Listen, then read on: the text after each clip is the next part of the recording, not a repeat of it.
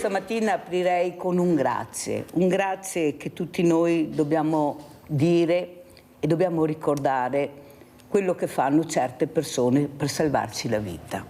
Questi meravigliosi medici che abbiamo la fortuna di avere in Italia, anche nel nostro territorio, soprattutto nel nostro territorio, voi sapete, Mirella ne parla sempre, con delle eccellenze del territorio, di questa sanità, però poi anche illustre eccellenza, anche il coraggio di dire: guardi Mirella, che non è che vada bene proprio neanche all'interno degli ospedali. Noi facciamo il nostro lavoro, lo facciamo seriamente, ma per farlo bene abbiamo bisogno di una squadra. La squadra è composta da diverse persone, non c'è solo il chirurgo, c'è l'anestesista, c'è il medico, l'infermiere, c'è una squadra che supporta il grande intervento. E allora queste persone che io invito e che parlano anche semplicemente, dove tutti riescono a capire, e poi ognuno fa le proprie riflessioni, dicono che non è proprio così, che bisogna supportarli, bisogna dare quelle cose che a loro servono, perché sono fondamentali per la riuscita. Allora è giusto parlare anche di questo con gli esperti, con gli addetti ai lavori, perché poi è la nostra vita.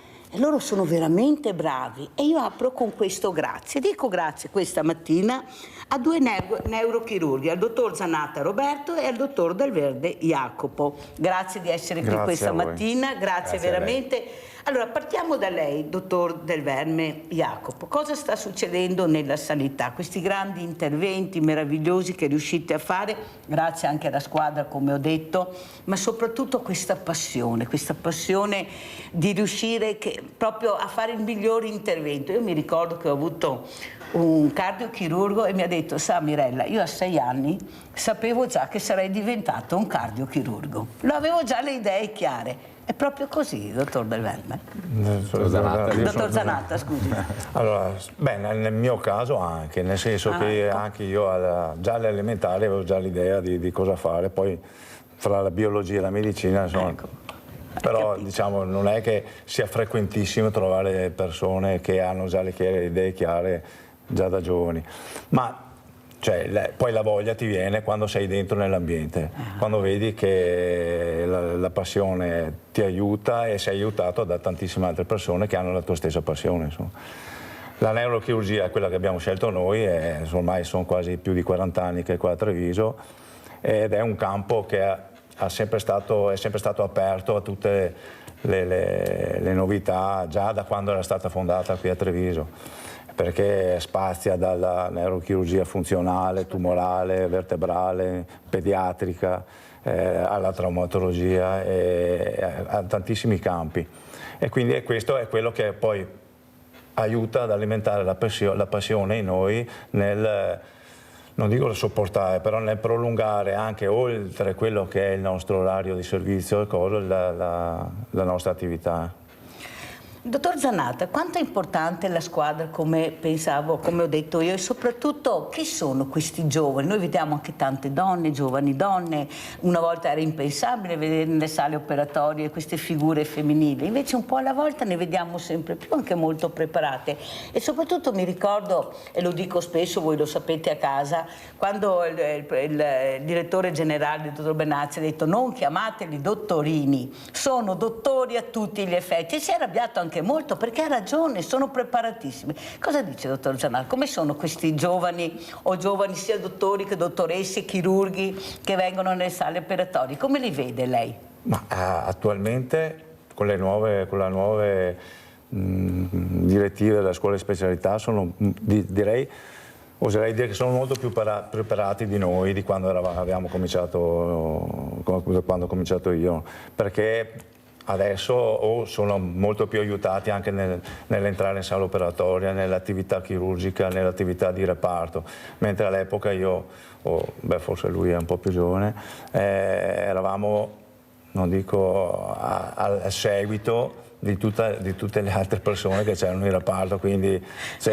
non c'era orario, dovevi fare tutta una gavetta, che forse era giusto aver fatto, più o meno, insomma adesso lo fanno, ma è giusto che facciano tutt'altre attività, insomma è giusto che entrino in sala operatoria, che cominciano ad operare un po' prima di quello che ho fatto io, Per la prima volta si viene, ma dopo stai in piedi magari. Ma perché altrimenti, se non fosse così, tutti gli altri paesi ci mettono i piedi in testa. Avete capito che chiaro è stato il dottor Zanatti. Sentiamo anche il dottor Del Verme e dopo presento anche un altro ospite che abbiamo. Prego, dottor Del Verme, lei cosa ci dice?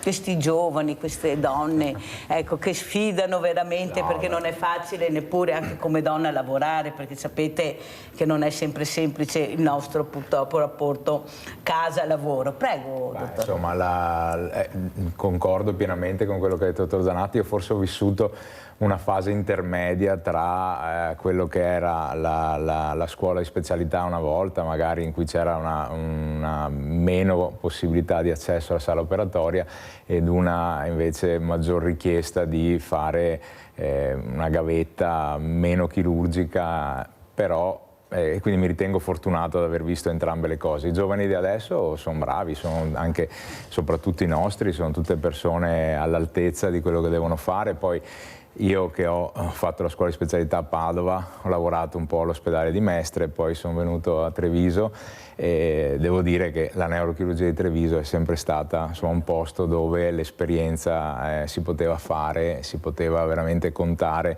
su una crescita molto più rapida, ecco, che magari da altre parti, questo sicuramente, e quindi i nostri giovani oggettivamente sono molto più avanti, ecco. E niente da dire, anche le nostre giovani, anche le nostre giovani che sono di tutto rispetto, per cui attualmente il mio pensiero è che sì, la scuola di specialità deve formare da un punto di vista culturale, ma anche da un punto di vista tecnico, assolutamente, e questa scuola lo sta facendo. Dottor Del Verme, forse avremo bisogno, avete anche voi bisogno di più figure, di più personale.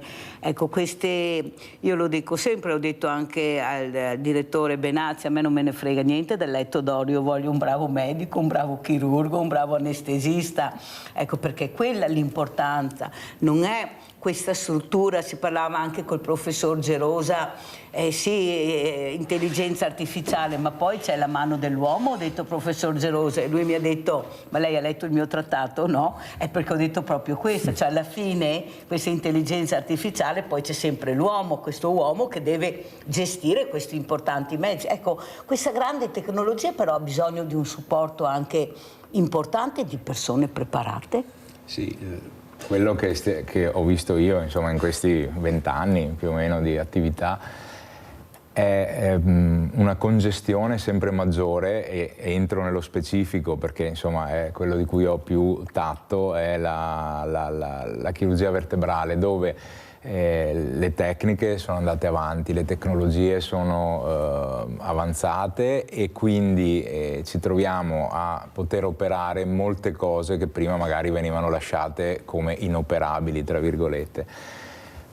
Questo unito all'aspettanza di vita maggiore della popolazione, perché questo dobbiamo dirlo, magari cioè una volta a 70 anni già si cercava di non far niente, adesso insomma un settantenne in forma merita tutto quello che deve meritare, anche l'ottantenne. Quindi uniamo l'allargamento delle tecnologie e l'aumento della popolazione a una grande congestione. Questa congestione poi non trova uno sbocco magari nella possibilità di operare le persone, e questo è un po' quello che viviamo tutti i giorni, cioè dover correre, dover infilare nei buchi delle sale operatorie l'intervento in più per dare una risposta al cittadino. In quest'ottica, essendo molto così di corsa per poter far tanto, riusciamo magari ad aver poco spazio per poter portare dentro anche tecnologie ancora più avanzate. Sull'intelligenza artificiale è ancora molto, nel nostro campo, ancora abbastanza distante. Ma per fortuna dico io anche da una parte, perché devo andare anche piano con questa parola, perché mi sembra che sia un po' strumentalizzato ultimamente, dobbiamo stare attenti con questa intelligenza artificiale. Vuole aggiungere qualcosa, dottor Zanatti, a quello che ha detto il suo collega? Sì, diciamo che noi qua a Treviso, cioè, siamo relativamente, cioè, diciamo, possiamo dire che siamo fortunati, nel senso che abbiamo un bacino di utenza che è ampio, perché comprendiamo anche tutta la zona del Bellunese, e nei vari anni siamo aumentati come attività chirurgica, abbiamo portato, diciamo, il numero degli interventi l'anno scorso a quasi 1700 interventi. Sentite i numeri? I numeri sono importanti. La nostra diciamo che quello che grava un po' più sulla nostra chirurgia è che quasi più del 50% è un'attività di urgenza. E quindi, non dico che siamo in carenza di personale, però il personale che dovrebbe supportare quello che noi facciamo, cioè parlo di anestesisti, infermieri di sala operatoria, quello purtroppo è un po' carente. Siamo carenti. Sì. Allora, visto che abbiamo parlato anche di numeri, di età, saluto il professor Giancarlo Blangiardo, collegato con noi da Novara, già presidente Istat. Buongiorno professore. Ha sentito questi due neurochirurghi cosa hanno detto, soprattutto l'età che avanza, molti acciacchi, bisogna stare attenti con queste fragilità, perché poi fare un intervento a 70-80 anni non è come farlo a 30 o a 40, forse sono più forti di quello che pensiamo, magari resistono meglio del trentenne. Cosa ci dice, professore? Sempre che mi riusciate a sentire? Guardi benissimo, sul Montello non mi collego, ma con Novara mi collego, professore, vada avanti. Allora no, non sono collegato in realtà da Meine, non Novara, ma va bene uguale. Ho sentito assolutamente le esigenze che vengono segnalate di questa società che cambia, di questa popolazione che cambia e che quindi andrà a esprimere sempre più una domanda di salute crescente, anche perché l'invecchiamento della popolazione porta con sé elementi di fragilità e inevitabilmente quindi un ricorso maggiore ai servizi sanitari. Credo che ci sia comunque consapevolezza di ciò che sta accadendo. Quello che ci si augura è che le strutture, il sistema sia in grado di dare risposta adeguata, perché è chiaro che ci sono alcune situazioni, io penso per esempio alle persone con almeno 90 anni, quindi persone molto anziane, molto fragili, che oggi sono 800.000 in Italia e che fra non molto, fra qualche decennio, diventeranno più di 2 milioni, quindi è evidente che di fronte a questo cambiamento così enorme si renderà necessario rispondere adeguatamente. Questo è un elemento importante. Se ne parla, ne abbiamo parlato abbondantemente per parecchio tempo, continuiamo a parlarne, però vedo anche da quello che ho sentito che insomma soprattutto in certe aree, adesso non voglio mettermi a lodare eccessivamente Treviso, comunque l'area dell'est, del Veneto eccetera, che certamente è un'area di avanguardia, lì ci sono delle ottime risposte, non è un caso forse che c'è anche una certa mobilità, diciamo pure migrazione interna di ordine sanitario che tutti noi conosciamo e che spesso va da aree meno fortunate verso aree più fortunate. Bisognerebbe evitare tutto questo e rendere omogeneo il paese anche da questo punto di vista.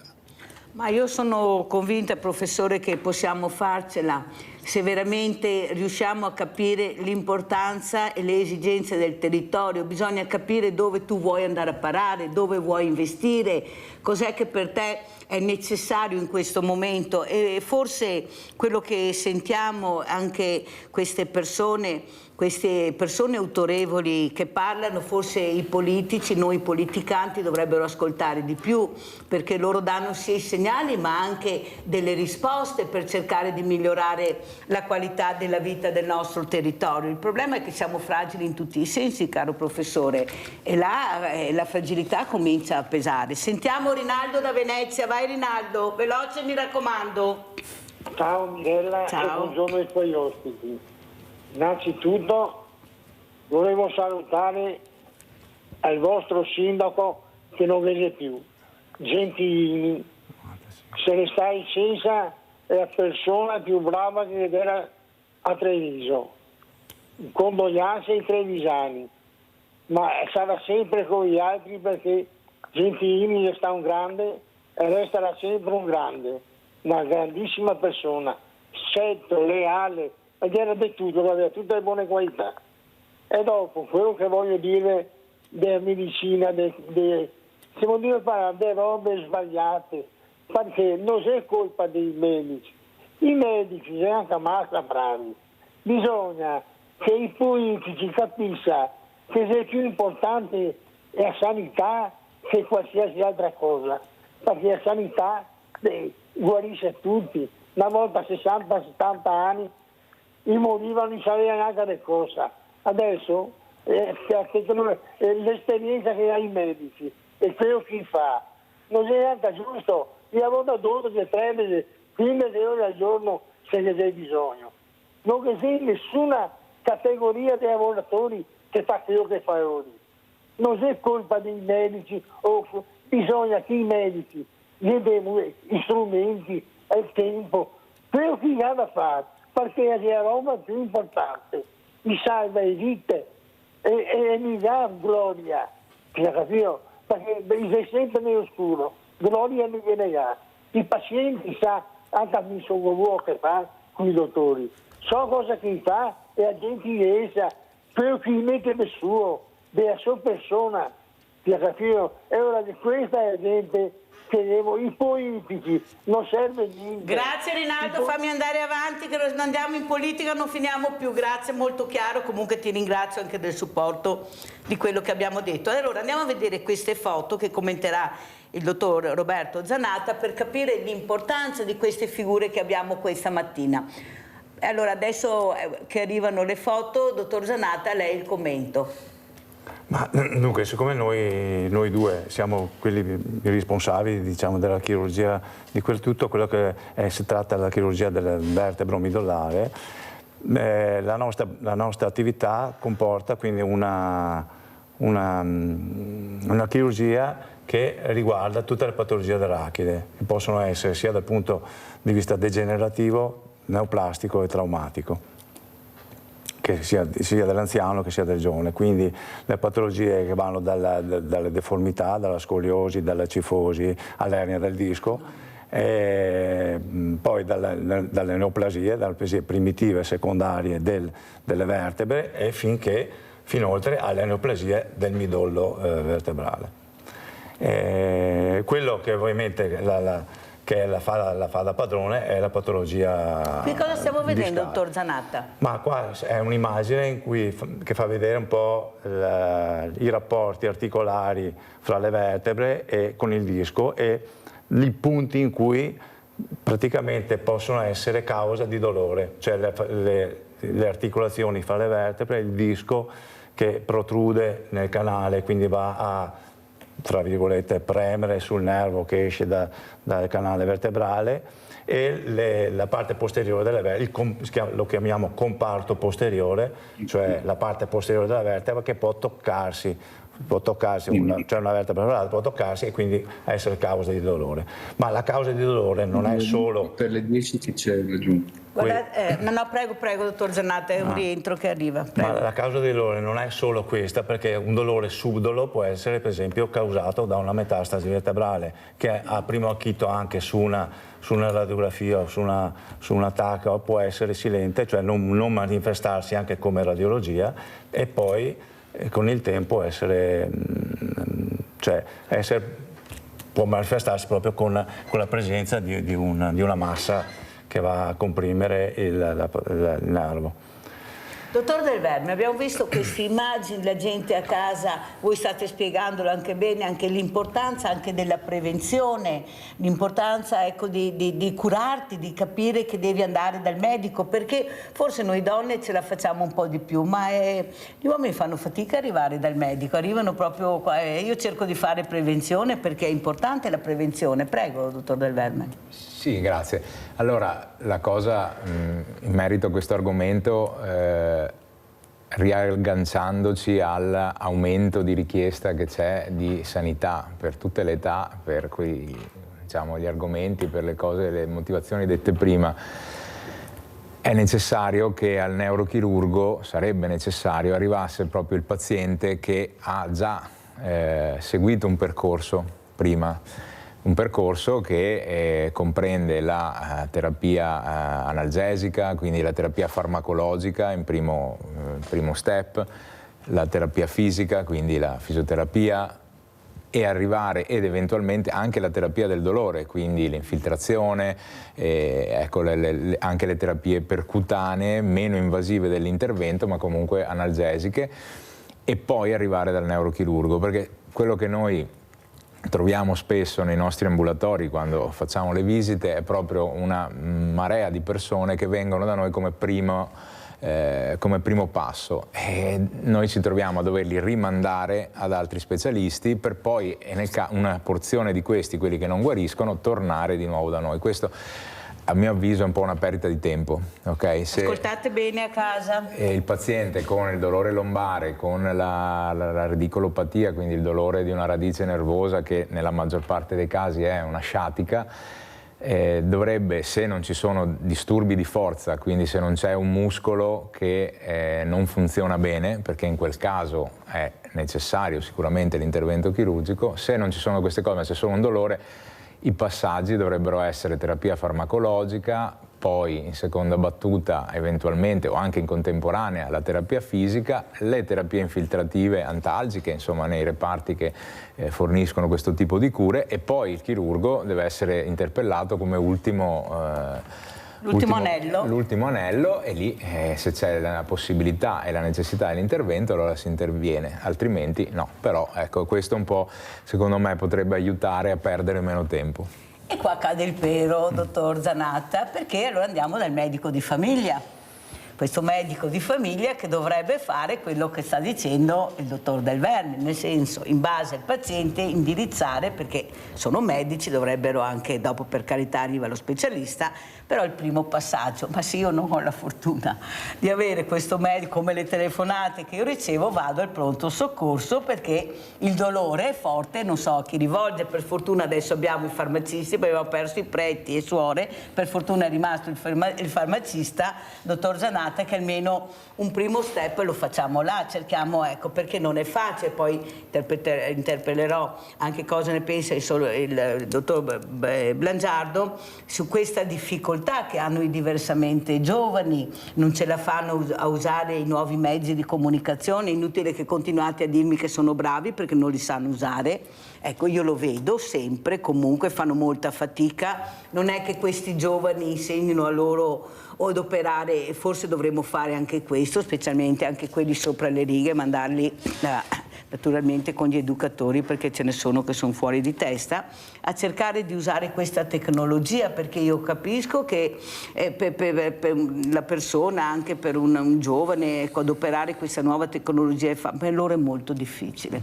È molto difficile, e quello che ho visto, e l'ho visto anche durante la pandemia, dottor Zanatta, che si chiudono sempre di più, non si curano più, perdono quella volontà, vanno in depressione, che è terribile perché è la peggior malattia che ci sia, e noi dobbiamo, come mondo del volontariato, cercare di stare vicino a queste persone. Per questo vi invito, anche per capire anche noi che siamo in tanti anche qua nel Veneto, che cerchiamo di aiutare queste fragilità che purtroppo non riescono ad avere l'assistenza che hanno. Ecco, la prevenzione anche per quanto riguarda il medico di famiglia, dottor Zanatta, come la vedete? Cioè io capisco, posso mettermi nei panni del medico di medicina generale che deve fare diagnosi differenziale non solo del dolore, del mal di schiena, ma di tutta una serie di patologie, perché per quanto riguarda la nostra patologia, cioè prendiamo il mal di schiena, la lombalgia, cioè io capisco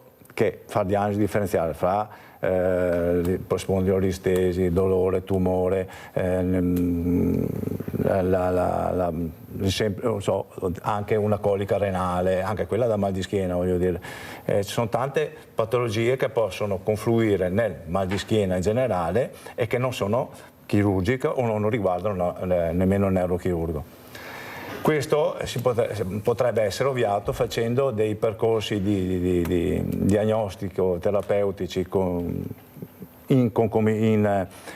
assieme al medico di medicina generale, facendo delle riunioni con l'ordine dei medici in modo tale da tenersi informati e da colloquiare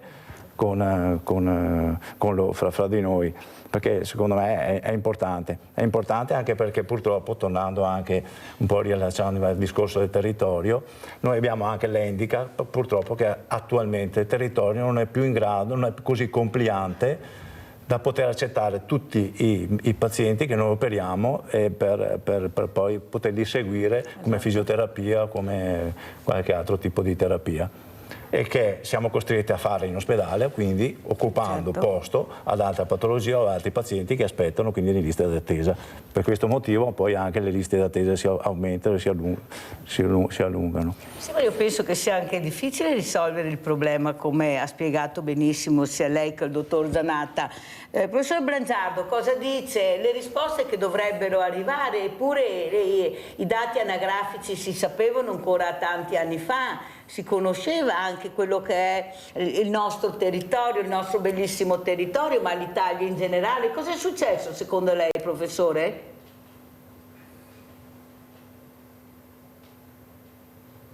Voce, professore.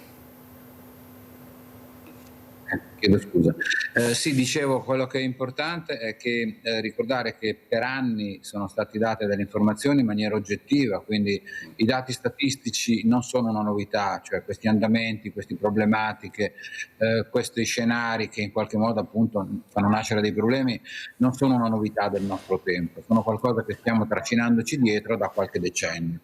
Il vero problema è che quando uscivano 30 anni, 40 anni fa questo tipo di dati o comunque questo tipo di tendenze, chi doveva in qualche modo occuparsi della cosa, prevedere e preparare le risposte per evitare i danni, tutto sommato non ci faceva granché caso. Il vero problema è sempre stato quello di una politica che guarda nel brevissimo periodo, perché le elezioni sono fra 6 mesi, e invece evita di guardare un pochino più in là nel tempo. E la demografia e i dati demografici, i dati statistici, i cambiamenti demografici sono qualcosa che riflette delle conseguenze che vanno nel medio-lungo periodo. Però una volta che sono partite è un'inerzia inarrestabile perché va avanti quasi in modo inevitabile. Quindi a questo punto noi abbiamo un problema che è quello di riuscire a gestire questo cambiamento. Non possiamo modificarlo più di tanto, ma dovremmo essere in grado di governarlo, di gestirlo, in modo da evitare che le conseguenze che ne derivano siano drammatiche e determinino scadimento della qualità della vita. Come ho detto prima, l'ambito sanitario è certamente fondamentale. Noi spesso parliamo del problema, le pensioni, eccetera, eccetera. Ma io credo che il vero problema che la demografia va a porre, andrà a porre nel futuro, sarà soprattutto nell'ambito della sanità. Ed è lì che dobbiamo cercare di prepararci, di giocare la partita nel modo giusto, dando quelle risposte che sono necessarie per mantenere qualità della vita.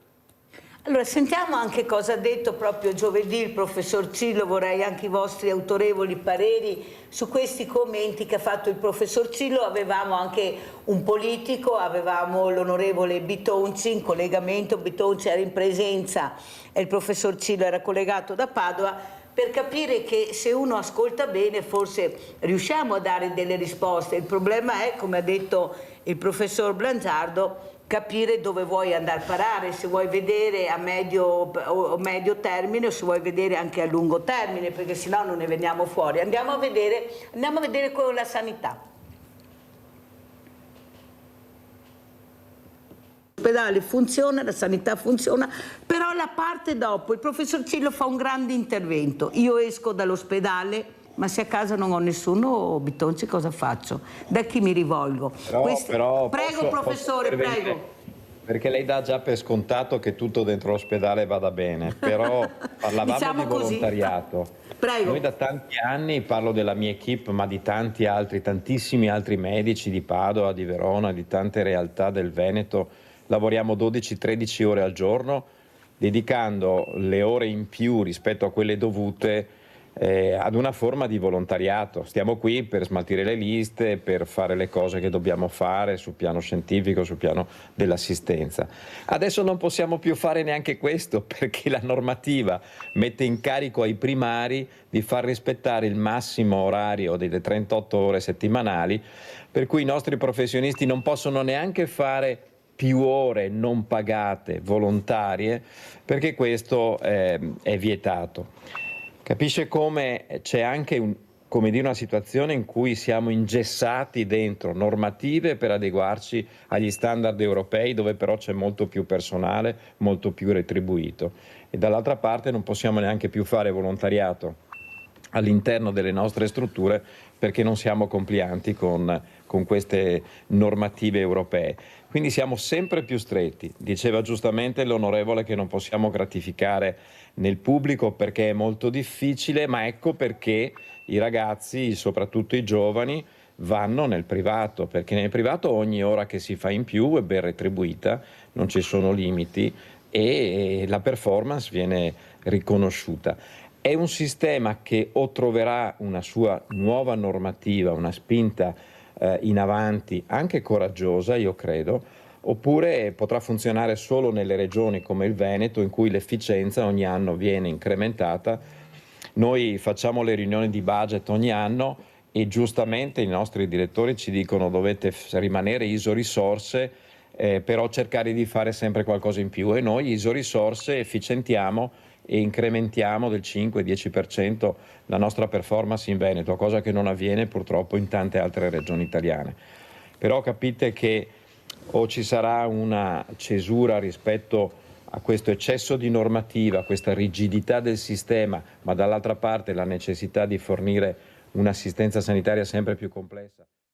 Allora, abbiamo sentito il professor Cillo, vorrei anche i commenti di queste due autorevoli personalità che ho questa mattina, poi vorrei sentire anche il professor Brangiardo su quello che ha detto il professor Cillo. È stato più chiaro di così, penso, non si può. Ecco, bisogna avere anche il coraggio di dire quello che per migliorare naturalmente, perché i numeri ci sono. Prego. Ma io sono completamente d'accordo con il professore.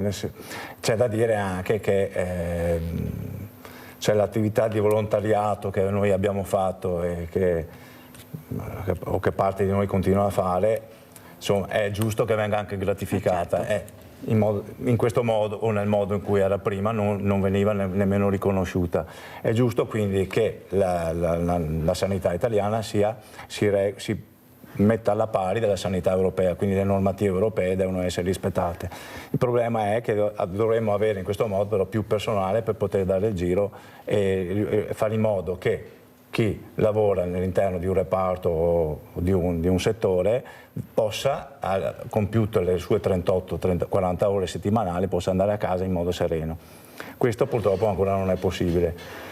E il fatto che chi volontariamente o perché è costretto in qualche maniera, perché c'è per esigenze di servizio, debba rimanere oltre le 40 ore settimanali, il fatto poi che debba essere giustificata la sua presenza in qualche modo dal direttore del reparto, e giustificare vuol dire che io devo giustificare il fatto che o mi manca il personale, oppure che quel mio collega che è rimasto al lavoro in reparto quelle ore in più è rimasto perché era necessaria la sua presenza. Molto importante, abbiamo sentito anche il parere del dottor Zanatta, sentiamo anche il parere dell'altro esperto, dottor Del Verme, abbiamo sentito il dottor Cillo, lei come commenta? Perché siamo anche per capire, per cercare di far capire che chi di dovere deve dare delle risposte, i numeri ci sono, sanno di cosa avete bisogno, di cosa abbiamo bisogno. Prego, dottor Del Verme. Il passaggio importante, comunque mi sento proprio di sottolineare del professor Cillo, era proprio avere il coraggio di una riforma sanitaria, perché è vero, con questi numeri, con queste necessità di attività e questo insomma, che poi alla fine diventa volontariato per noi, perché è per non fare, per dare una mano alla popolazione, ci fermiamo di più, è ovvio che sul lungo andare l'attrattività che ci può essere nella sanità privata diventa sempre maggiore, perché purtroppo è vero, fuori ogni ora viene in qualche modo gratificata e il proprio lavoro viene gratificato anche dal punto di vista economico, che purtroppo a un certo punto è anche necessario avere, perché dobbiamo vivere tutti quanti, e ci vuole proprio il coraggio di trovare un modo di cambiare questo tipo di impalcatura sanitaria. Noi sforiamo le ore quotidianamente praticamente, e ci sta bene, perché alla fine almeno io sono cresciuto con una mentalità del genere, e il medico è lì, deve fare quello che deve fare anche fuori dall'orario, e lo faccio stravolentieri. però dopo un poco potrebbe diventare pesante, certo. E magari non tutti la pensano così, e quindi trovare una soluzione da un punto di vista di riforma legislativa di quella che sono l'orario di lavoro sarebbe necessario per non far morire la sanità pubblica, perché se andiamo avanti così c'è questo rischio. Eh sì, c'è questo rischio, e purtroppo è un rischio che era stato studiato nei minimi particolari. Intanto è vero, anche se qualcuno mi dice non è vero che la sanità privata ha dei numeri così importanti in Veneto, io non so, o sono io che vedo sbagliato, c'è qualcuno che non me la racconta proprio giusta. Pubblicità.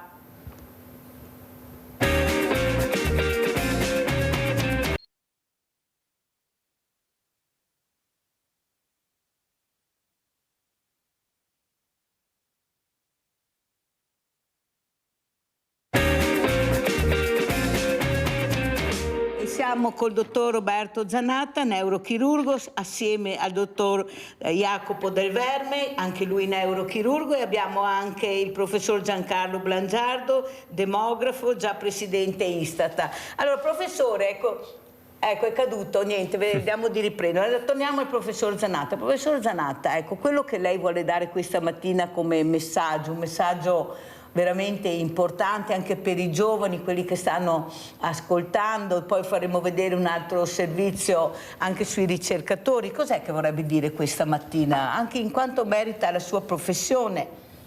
Ma soprattutto di non aver paura di tentare, perché di non aver paura di lasciare la strada vecchia per intraprendere una nuova. Come diceva Papa Francesco, sì, che mancherà tantissimo.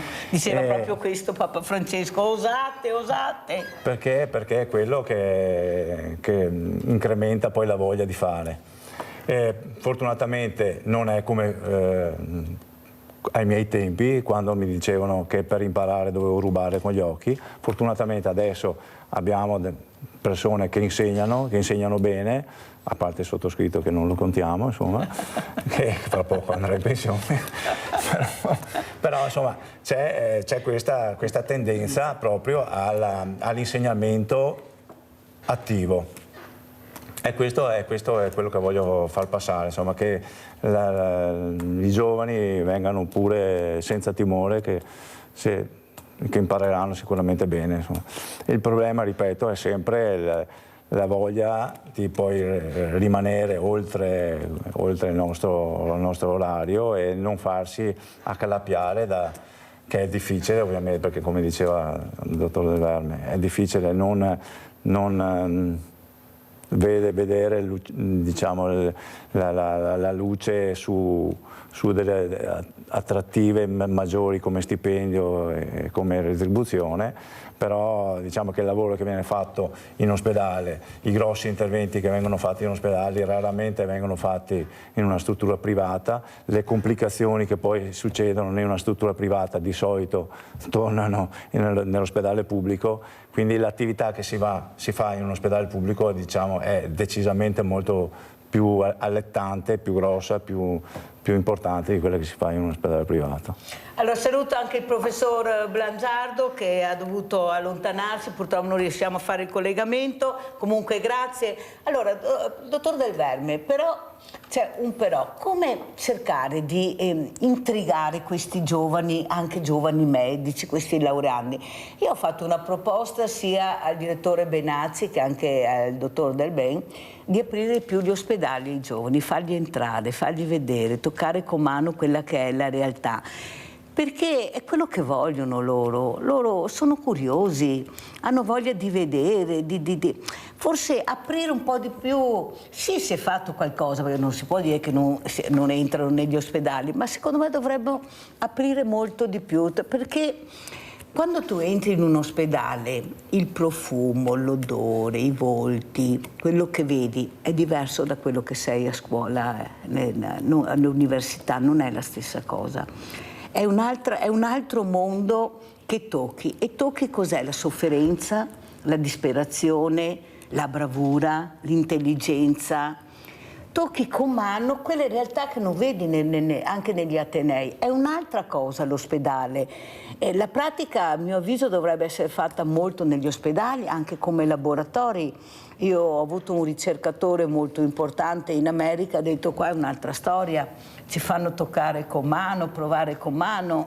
Noi abbiamo veramente delle università meravigliose, però come laboratori siamo un po' ingessati, è vero, dottor Zanatta, quello che diceva questo ricercatore dall'America? Sì, allora sì, rispondo io. Sì, dottor Del Verme, scusi, allora, diciamo che concordo pienamente con quello che lei ha detto sul fatto del profumo, chiamiamolo così, tra virgolette, dell'ospedale, nel senso che proprio porto la mia esperienza, i primi 3 anni di università, in cui si facevano, diciamo, le materie scientifiche, quindi non era la parte clinica, per me sono stati completamente diversi dai 3 anni clinici che poi ho fatto facendo l'università a Padova, in ospedale a Padova, e è proprio completamente diverso, cioè ti viene molta più voglia, per cui potrebbe essere sicuramente una opzione per invogliare il giovane, far vedere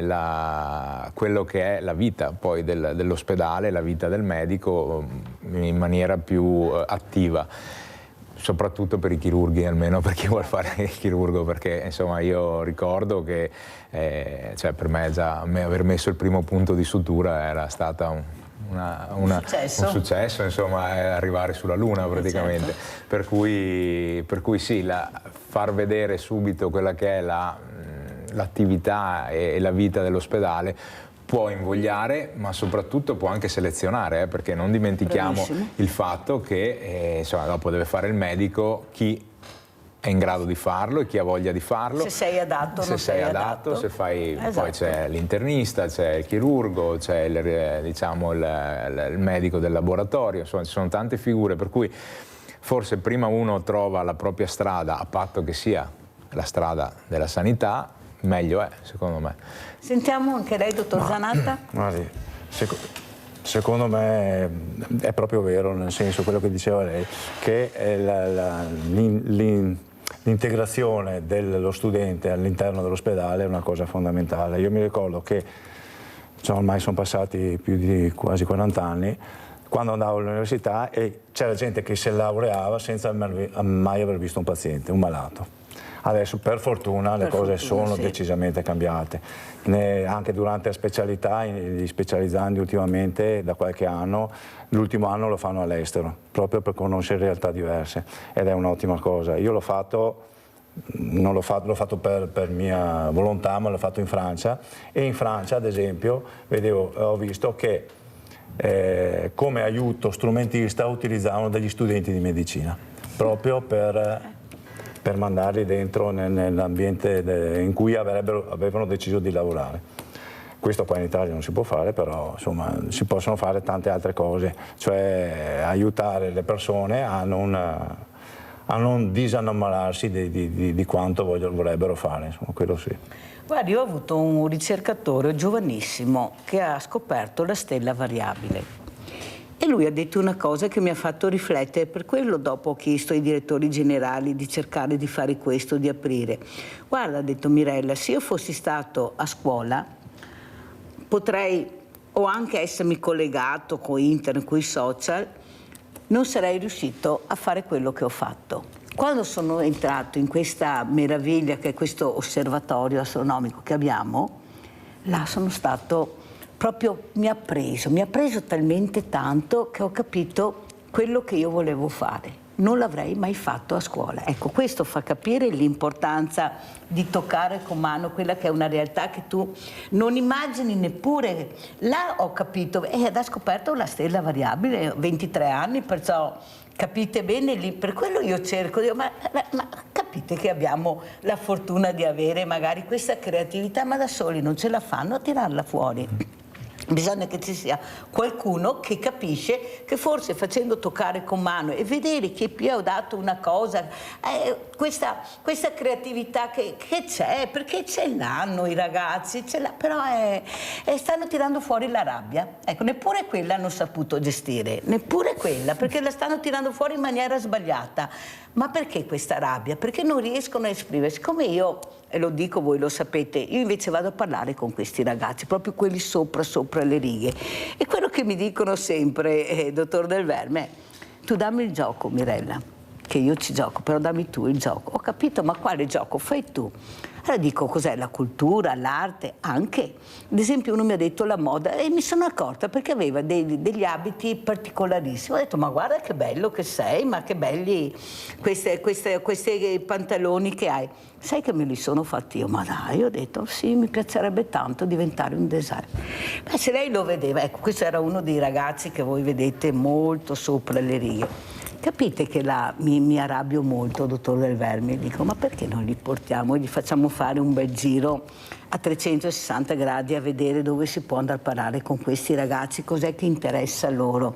Perché guardate che il grande problema è che purtroppo è qua, la sanità privata lo dimostra, se tu hai i soldi puoi fare tutto, qual è il problema? Qual è il problema se hai i soldi? Vuoi fare sport? Puoi scegliere. Invece per questi ragazzi che non hanno queste possibilità oppure non riescono a capire questi genitori veramente il valore di capire chi è questo figlio, questa figlia, non ci siamo proprio. Perciò dobbiamo intervenire come? Col mondo del volontariato. Anche questa trasmissione serve a far capire che forse qualcuno deve cambiare registro, perché già ne abbiamo pochi, mi spiace che il professore sia andato via, ma quei pochi dobbiamo anche curarli, dobbiamo capire chi sono, dove andare a parare, cosa vogliono, il mondo sta cambiando, è un cambiamento epocale, lo dicono, pensate voi, noi abbiamo la fortuna di avere certi giochi, adesso loro cosa hanno? Cosa hanno in queste mani? Sono fragilissimi, ve lo dice la Mirella, guardate che sono fragilissimi, poi noi come etichette siamo bravissimi, uno spaccia una bustina diventa già un spacciatore, uno ruba della bottiglia è già un ladro, ma i ladri se fuori ma sono seduti anche su poltrone importanti, però capite che le etichette non mi stanno, le frasi, adesso io sto cercando di portare avanti un progetto con i diversamente agili, come li chiamo io, perché per me la parola disabilità non esiste. Sono persone che si muovono in maniera diversa, poi ci sono quelli più gravi, meno gravi, però dobbiamo capire che dobbiamo smetterla con le etichette, chiamare con nome e cognome queste persone, dare il giusto valore che hanno, il giusto valore che va dato anche all'interno degli ospedali, perché questi medici, come l'avete detto voi, avete spiegato benissimo, cercano di fare il meglio e di più, ma voi non lo sapete, se io non li invito a casa, queste cose non escono. Quello che avete sentito dal dottor Cillo, dal dottor Del Verme, dal dottor Zanatta, che ci mettono l'anima e le ore non si contano, perché quando sto facendo un grande intervento come lo fate voi, non è che guardate l'orologio e dite adesso smetto perché ding è scattato, cioè voi andate avanti. È questo che bisogna far capire a casa, queste aggressioni che vengono fatte all'interno degli ospedali inaudite, ma cosa sta succedendo? Ma possibile che hanno perso veramente quella che è quella facoltà di capire che dove c'è un'esigenza di rispetto e soprattutto di sicurezza deve essere rispettata. Cosa dice dottor Zanatta? No, sono pienamente d'accordo. Che tante volte anche nei ragazzi, nei più giovani, posso prendere anche a paragone mia figlia che fa il liceo scientifico, non viene catturata la determinazione che hanno certe persone.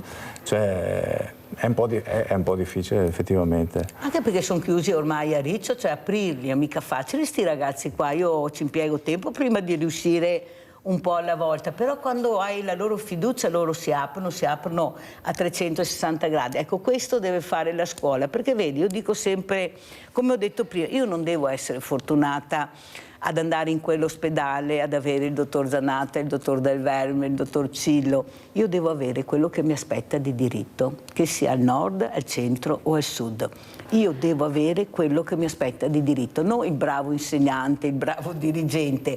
Io devo crescere con la mia curiosità che viene appagata nella maniera giusta, con lo studio, con la cultura, con l'arte. Cosa dice il dottor Del Verme? Sì, la chiave è proprio quella di cogliere l'inclinazione formazione della persona, tornando molto in maniera magari più alla medicina, alla sanità, alla medicina, ecco, coglierlo il prima possibile, perché purtroppo la nostra vita di aver conosciuto tanti studenti è anche fatta di vedere persone che si sono accorte troppo tardi che magari non era la loro strada, però quando è troppo tardi non è detto che si abbia il coraggio di cambiare, perché chiaramente ci sono altre età, il sistema è quello, uno è già andato avanti con gli studi e questo può generare dei medici magari meno performanti, ecco, di altri, o che lo fanno con meno passione. Quindi accorgersi prima sia se è la tua strada la medicina, sia quale parte di medicina è la tua strada, secondo me vale la pena per poter avere una classe medica più, diciamo, determinata e appassionata. Ecco, perché non tutti hanno la fortuna di trovare, ecco, anch'io stesso, la neurochirurgia è stata una scelta che ho fatto dopo, che ho trovato dopo e mi è piaciuta successivamente, ma la mia prima scelta era stata un'altra. Poi, guardandomi in giro perché non ero convintissimo, ho trovato la neurochirurgia che mi ha convinto di più e quindi l'ho continuato così. Questo deve essere, però non tutti hanno il coraggio di cambiare e magari uno basta che cambia specialità e diventa, lì è un medico magari meno appassionato, cambiando specialità trova la sua strada e magari, come ha detto lei, con il ricercatore scopre qualcosa, ecco. Quindi è quello, è trovare, identificare prima possibile sia qual è la tua strada e poi, una volta trovata la strada, la diramazione di quella strada. Questo dovrebbero farlo anche i medici, cercare anche di cambiare, come dice lei, di toccare con mano magari altre realtà, perché no? Perché deve essere solo quella sala operatoria, esclusivamente quella? Ecco, io non riesco a capire, perché più chiari di così, cioè non potete essere. Cosa dice, dottor Zanatta, anche per lei? Dare la possibilità di capire, se non sei capace a fare la sutura, vuol dire che non sei intagliato a fare la sutura. Assolutamente, bisogna dare la possibilità alla gente di poter cambiare. Esatto. Non è tanto difficile, vero? Forse è più facile a dire che a farsi in questo paese, come sempre. Cos'è che la preoccupa di più, dottor Zanatta, in questo momento? Lo dica sinceramente, dottor Zanatta. No, quello che mi preoccupa di più è il fatto che i nostri ospedali pubblici, la nostra sanità pubblica possa essere un po' fagocitata da quella che è tutta l'attività all'esterno, privata, privato-convenzionata, che avanza sempre di più, insomma, e che ha la possibilità di avere attrezzature, possibilità di ampliare anche i campi di attività in modo un po' più facile che non la nostra sanità pubblica. Questo è un po' preoccupante. Ma il punto di domanda, dove andremo a finire tra pubblico e privato? Anche perché le possibilità che abbiamo adesso, tutt'oggi, come strumentazione sono infinite, sono tantissime, non dico della realtà virtuale, dell'intelligenza artificiale, la robotica entrerà sicuramente nella quotidianità dell'ospedale, però quasi sicuramente entrerà prima nell'attività privata che non nell'attività pubblica. Perché Aghesis-Cheio, dico me, dottor Zanatta, cioè proprio in Veneto è Aghesis-Cheio, avete capito dove sono? La Mirella sapete che vi dice quello che pensa, poi se qualcuno vuole anche confrontarsi e dire che non è vero, qui le porte sono aperte a tutti e facciamo i confronti diretti, però con le persone competenti, come abbiamo sentito questa mattina. Allora, prego. Volevo aggiungere, e questo non è giusto nei confronti di chi ci mette l'anima nel fare il suo lavoro per una sanità pubblica che deve essere l'eccellenza. Allora, io mi ricordo tanti anni fa perché ha funzionato la sanità nel Veneto, perché abbiamo avuto anche dei dirigenti molto importanti. Io mi ricordo l'avvocato Vittorino Pavan, ve lo ricordate? Sì. Conosceva nome e cognome di tutti i dipendenti, tutti, ma soprattutto una cosa che ho detto anche all'onorevole Bitonci, spero che qualche politico stia ascoltando pure stasera quando mi guarda, perché mi guardano, di premiare la meritocrazia.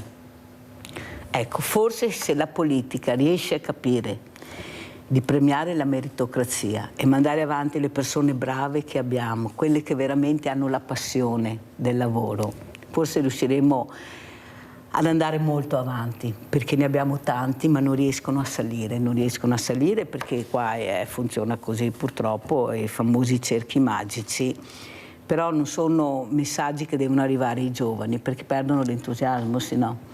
Ecco, io ho detto di quella persona, quel medico che è 3 volte che tenta di diventare primario e non ce la fa finché si è stancato, adesso vado dall'avvocato perché voglio vedere come funziona. Lo dice la Mirella, perché sapete la Mirella dice, perché mi chiamano, mi raccontano, io ho il diritto di dire come funziona. Allora forse premiando, dottor Del Verme, anche la meritocrazia, che vuol dire passione, vuol dire sacrificio, impegno, studio, perché se sono arrivato e so anche di poter aiutare, premiami, ma come? Non chiedo di dare quello che merito, il diritto di arrivare dove io ho sognato di arrivare, ma perché sono bravo, non perché ho un punteggio che qualcuno mi ha dato, perché sono bravo. Prego, dottor Del Verme. Sì, io penso che sia lo stimolo per tutti noi fare per ottenere qualcosa, una piccola ricompensa che non è per forza economica, anzi molte volte non è assolutamente economica. Basterebbe la ricompensa di sapere di fare per poi poter continuare a fare e sapere di avere la possibilità di fare qualcosa di più, di poter magari introdurre una tecnica nuova o anche banalmente per la congestione che viviamo adesso, sapere di fare perché poi magari si riesce ad operare qualcosa di più e dare una risposta chirurgica a chi ne ha bisogno in tempi magari leggermente minori, perché per noi non è facile dire alle persone quanto tempo devono aspettare prima di un intervento, non è facile, non è facile perché è molto più facile portarli in sala operatoria e operarli che dire specialmente se uno ha dolori poi per cui, poveretti. Questo lo dico perché veramente per me sarebbe una ricompensa dire lavori, ti fai in 4 per portare avanti una situazione, una struttura, una branca e noi come ricompensa ti diamo 2 sale operatorie in più per operare le 10 persone che devi fare. Veramente questa sarebbe la ricompensa, per me sarebbe la ricompensa migliore, proprio personalmente. Grazie, dottor Del Verme. Leone da Trebasini, che poi saluto gli ospiti. Vai Leone. Ciao Mirella, grazie, saluto i tuoi ospiti. Allora Mirella, dicevi la meritocrazia, ma dovrebbe essere normale la meritocrazia, dovrebbe essere la prassi, dovrebbe essere quello che un paese che ha la Costituzione più bella del mondo, che siamo il paese più democratico del mondo, come è possibile che non abbiamo la meritocrazia? Ma ci sarà qualcosa che non funziona in paese. Poi il dottore diceva che è stato in Francia, che in Francia certe cose si possono fare, in Italia non si possono fare. Perché in Italia molte cose non si possono fare. Perché non si possono fare? Perché non mettiamo mai gli occhi fuori dall'Italia a vedere come gli altri fanno le cose. Sarebbe ora che ci svegliamo e andiamo a guardare gli altri come fanno le cose. Perché gli altri sono paesi frugali. Perché l'Italia non è un paese frugale? Perché l'Italia deve avere un debito pubblico immenso? Qui siamo sempre alla stessa cosa. Io vorrei che avessimo una Costituzione che non fosse la più bella del mondo, ma che fosse la più rispettata del mondo. Ciao Mirella, grazie. Ciao caro Leone, grazie. Allora, dottor Zanato, come ci saluta? Visto il tempo è volato, è già finita l'oretta con voi, quale messaggio vuole lasciarci? Che io spero che in futuro la gratificazione personale, quello che vorrei fare, diventi la gratificazione di quelli che mi seguono. Bello dottor Zannata, speriamo. Mai demordere, non sa, Sveglia Veneti si chiama la trasmissione, perciò svegliatevi, perché qualcuno ha detto che siamo in Baucai, l'ha detto qua, un po' in Baucai, ha detto i venti, ecco svegliatevi per cortesia. Dottor Del Verme, come ci saluta? Quale messaggio? Il messaggio di non perdere la voglia di provare a fare e a portare avanti una professione, un messaggio anche, perché alla fine questo è, per cui di non perdersi assolutamente e di continuare a lottare nonostante a volte sia molto faticoso. Grazie anche a lei, dottor Del Verme, grazie, pubblicità.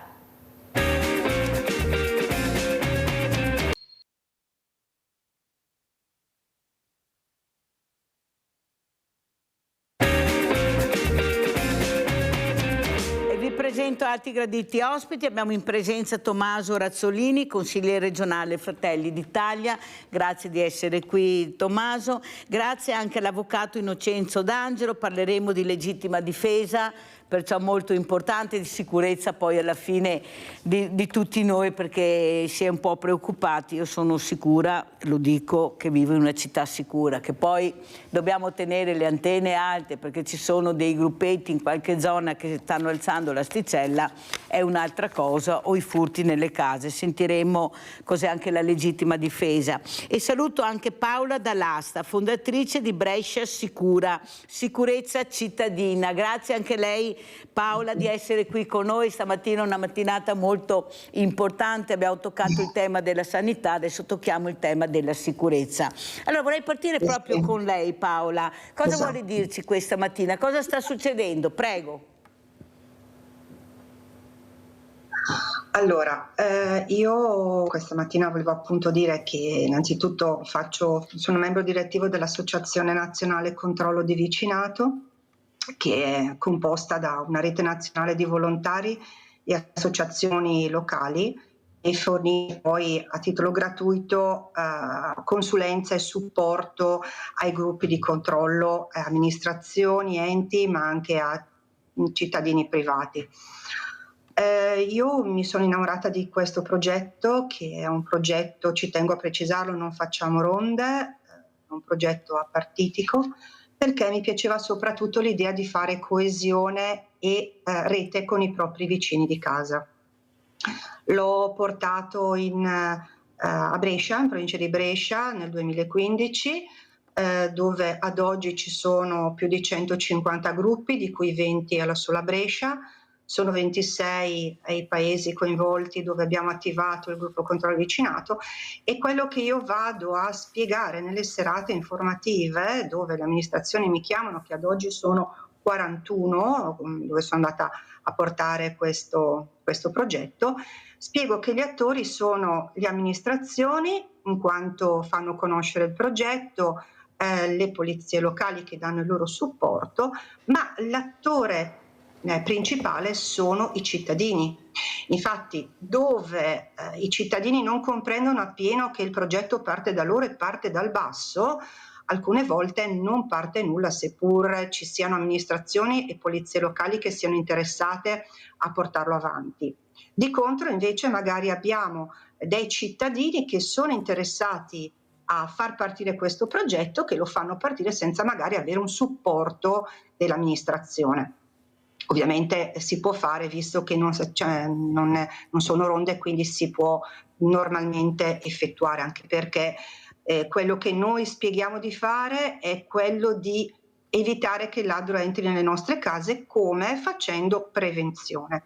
Ecco, il programma quindi prevede un'auto-organizzazione dei vicini per controllare sia i propri spazi condivisi ma anche quelli pubblici, e dove il programma controllo vicinato è attivo in maniera corretta, i molti occhi dei residenti sugli spazi privati, condivisi ma anche pubblici, rappresentano un deterrente contro i furti nelle case e un disincentivo anche per altre forme di microcriminalità, che possono essere i graffiti, gli scippi, le truffe, i vandalismi.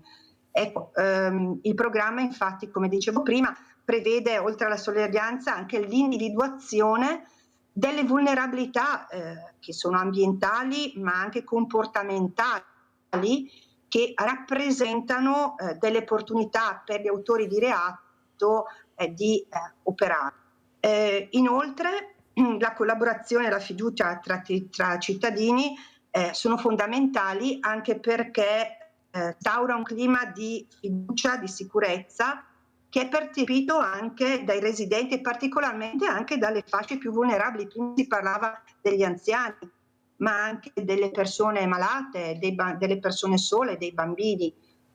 Quindi deve essere percepito che deve partire dal basso, e dove c'è coesione sociale si può anche evitare la solitudine. Diciamo che il controllo di vicinato, secondo me, si sta avviando a diventare comunità di vicinato. Un controllo a 360 gradi, molto chiara Paola, vado avanti, se no non ce la faccio, poi ritorneremo naturalmente, però adesso vorrei a sentire anche il politico Tommaso Razzolini, ma è possibile che il cittadino debba difendersi nonostante le tasse che paga? Ecco, questa difesa che però io sono molto preoccupata, perché noi vediamo cosa sta succedendo nel nostro paese, queste bande che arrivano, che mettono a soqquadro i paesi in pochissimi minuti, arrivano con bombe a mano, fra poco vedete cosa fanno nei bancomat, oppure questa aggressività, poi parleremo appunto di legittima difesa con l'avvocato D'Angelo, ma è il cittadino che si deve difendere oppure dovrebbe essere lo Stato, il governo che difende? Che lo Stato siamo noi, deve sempre lo Stato siamo noi, è il governo, perché mi sembra che stiamo arrivando veramente a delle situazioni che sono molto preoccupanti. Prego Razzolini. Allora, la risposta è entrambe. In primis comunque deve essere lo Stato, ma non solo governo, anche magistratura, perché poi il potere giudiziario sta in mano appunto alla magistratura e è poi lei ad applicare le leggi e quindi poi anche a portare avanti i vari decreti che riguardano magari anche criminali e chi non rispetta le regole. Quindi in primis comunque deve esserci la garanzia da parte dello Stato, perché i cittadini quando pagano le tasse le pagano comunque anche per avere sicurezza. Se poi le cose a volte possono non funzionare, è giusto e corretto che anche i cittadini non si girino dall'altra parte, ma che insieme collaborino con le istituzioni per darsi da fare, per cercare di risolvere il problema. Ovvio che questa è comunque la scelta secondaria, però in caso di necessità, come è stato detto prima anche dalla signora, è giusto anche collaborare per cercare di... sì, alla fine lo Stato comunque siamo tutti noi, quindi è vero che ci sono le istituzioni e ci sono le forze dell'ordine che hanno il compito di mantenere la sicurezza nazionale e l'ordine pubblico all'interno delle città, però è anche vero che comunque tutti quanti facciamo parte dello stesso sistema e quindi è giusto darsi una mano a vicenda. Questo sicuramente sì, ovvio che però la risposta in primis riguarda che devono essere le forze dell'ordine. Maria Luisa da Mogliano, ciao Maria Luisa.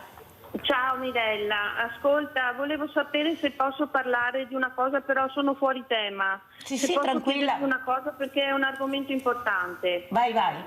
Se puoi dedicare una trasmissione sull'argomento della reincarnazione, perché io ero con Gesù in quella vita e in questa vita Gesù è il maestro Mario Attombri, mistico internazionale e maestro di yoga armonia annuale al Palazzetto dello Sport. Il mio psichiatra non mi crede, ma ci sono psichiatri come Brian Weiss e Ian Stevenson che hanno portato la testimonianza anche di bambini che si ricordano della loro vita precedente, come l'argomento che hanno trattato anche su Freedom della bambina di 4 anni che si ricordava la vita precedente. Ha intenzione di fare una trasmissione su questo argomento? Guarda, di argomenti ne ho tantissimi, prenderemo in considerazione anche la tua proposta, perché come vedi gli argomenti non mancano in questi paesi, non possiamo inventarci niente perché ne abbiamo tantissimi. Grazie a Maria Luisa da Mogliano. Allora, avvocato D'Angelo, cosa dice dopo aver sentito Paola dall'Asta e anche Tommaso Razzolini, il consigliere regionale? Allora, parliamo dopo della legittima difesa in senso stretto. È chiaro che il punto fondamentale è che la difesa va gestita dallo Stato, in tutte le sue componenti, sia ovviamente forze dell'ordine che magistratura. Però avrei un piccolo appunto da fare, nel senso che troppo spesso si dice, si dà un po' la colpa ai magistrati della scarsa tutela, no? Ora, faccio l'avvocato, non è che di per sé io sia un difensore dei magistrati, però credo che vada assegnata una cosa molto importante. Cioè, è vero che i magistrati hanno la loro funzione, ma la loro funzione è applicare la legge. Allora, la vera domanda da fare ai politici: i magistrati hanno norme sufficienti per mettere determinate persone in condizioni di non nuocere?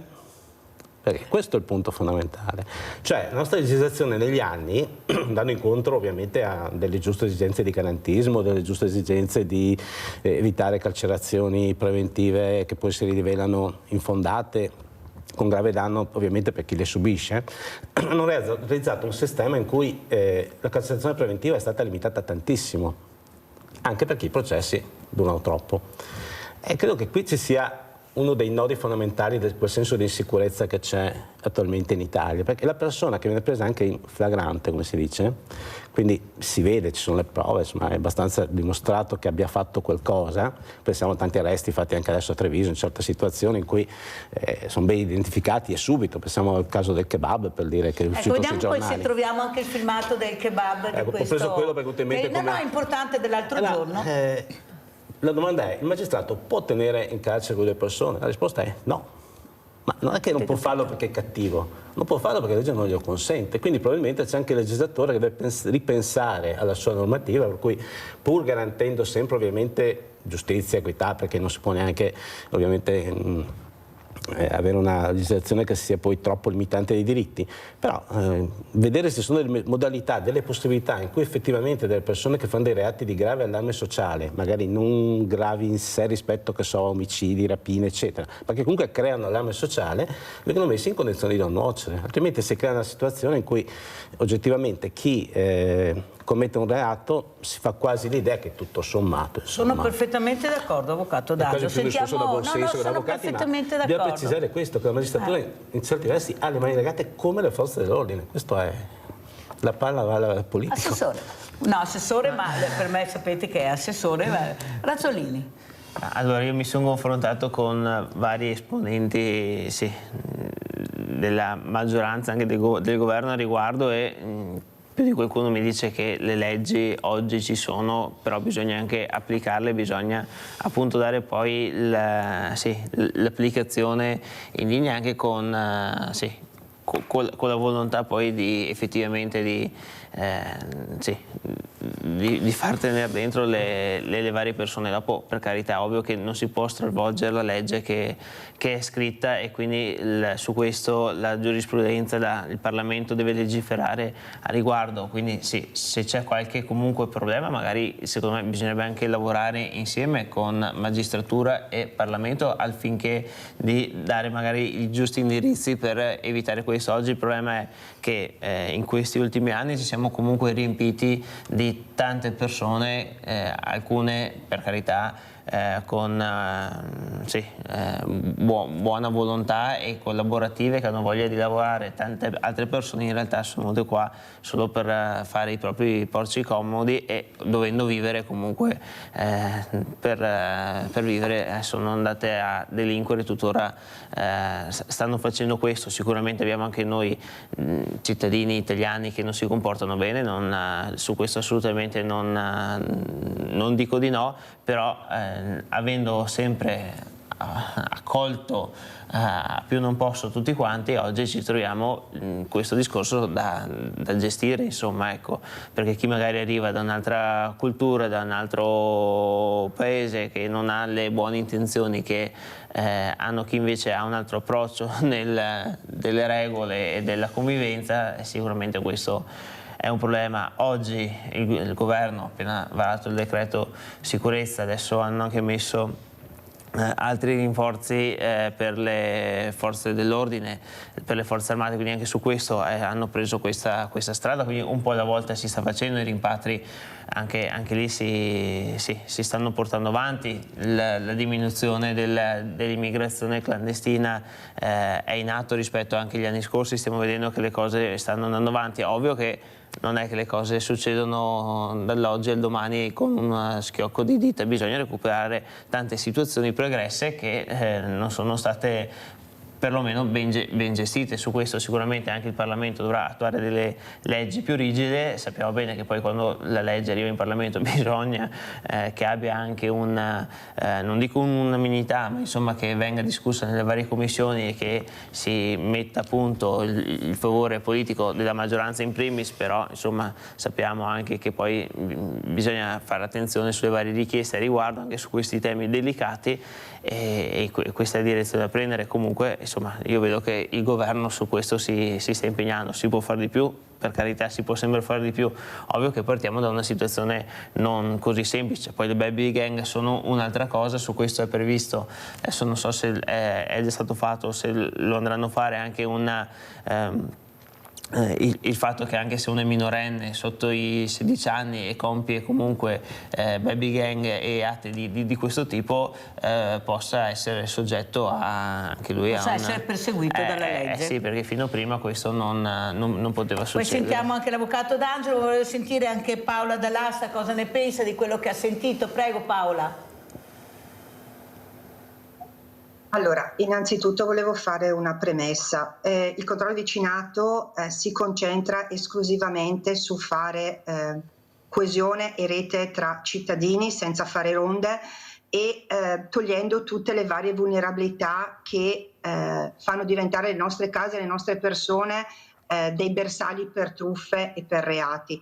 Noi lasciamo alle forze dell'ordine il compito di arrestare gli autori di reato, quindi non siamo sceriffi, non facciamo gesti eroici o cose di questo genere, ma semplicemente, oltre a togliere quello che sono le vulnerabilità per rendere i tempi del ladro prima che entri in casa, deve avere parecchio tempo, deve appunto avere parecchio tempo e deve essere anche più facile per lui essere scoperto, ma soprattutto ripeto, noi non facciamo, diventiamo praticamente occhi e orecchi delle forze dell'ordine. Infatti con questo programma, con questo progetto che io sto portando avanti a Brescia, ma dal 2008 è presente, siamo presenti in Italia, anche le forze dell'ordine beneficiano, scusatemi, dei risultati di questo programma, perché esiste poi un dialogo continuo e sensibile tra le forze dell'ordine e residenti, che produce anche una migliore qualità delle segnalazioni da parte di questi ultimi. Devo anche comunicare che uno delle 3 persone che ha portato il progetto in Italia ha presentato in un incontro con il ministro Minniti, aveva appunto dato lo spunto per effettuare dei protocolli d'intesa sul controllo di vicinato da far fare alle varie prefetture, e visto che appunto stanno prendendo sempre più piede questo programma, in tante sono le prefetture che hanno appunto firmato questo protocollo d'intesa con i vari comuni. Quindi è molto importante, quindi noi dobbiamo cercare di spiegare alle persone come tenere lontano i ladri, cercando di vedere le nostre case con i loro occhi. Abbiamo dei comportamenti che fanno entrare i ladri nelle nostre case. Grazie Paola, devo andare avanti perché c'è una telefonata, abbiamo Mirella da Riese, vai Mirella. Ciao Mirella e buongiorno ai suoi ospiti. E ora, tu sai che ho 74 anni in momenti qua a pochi giorni e vivo qua unica italiana su questo condominio, e quell'altro un'altra signora che ci conosciamo da tanti anni, che ecco, tutti gli altri sono diversamente italiani, ma ce n'è di tutti i colori qua dentro, perché guarda, ieri è venuta mia cognata e mi ha detto: sei brava a vivere qua da sola con queste persone, perché guarda, hanno rovinato il portone, fanno quello che vogliono e non capiscono l'italiano e non sono inserite per niente. No, ma scusa Mirella, ascolta, sì? Ma quante sono queste famiglie che vivono con te? Adesso ce n'è 2, 4, 5, 6. E si comportano tutti male? Sì, ma sono gente che vanno anche a lavorare per carità. No, la mia domanda è: si comportano tutti male? Vanno a lavorare e dopo si comportano. Grazie Mirella, vado avanti, se no non ce la faccio, avevo sentito la riflessione di Mirella. Andiamo a vedere invece cosa è successo proprio a Treviso, ecco, con questo proprietario del kebab, e sentiamo poi cosa dice anche l'avvocato D'Angelo. Ogni giorno la pasta qui mi fa così, come ti taglio la testa, anche Ogni giorno succede questa cosa. Uno dei malviventi è immortalato mentre mima il segno di un coltello al collo.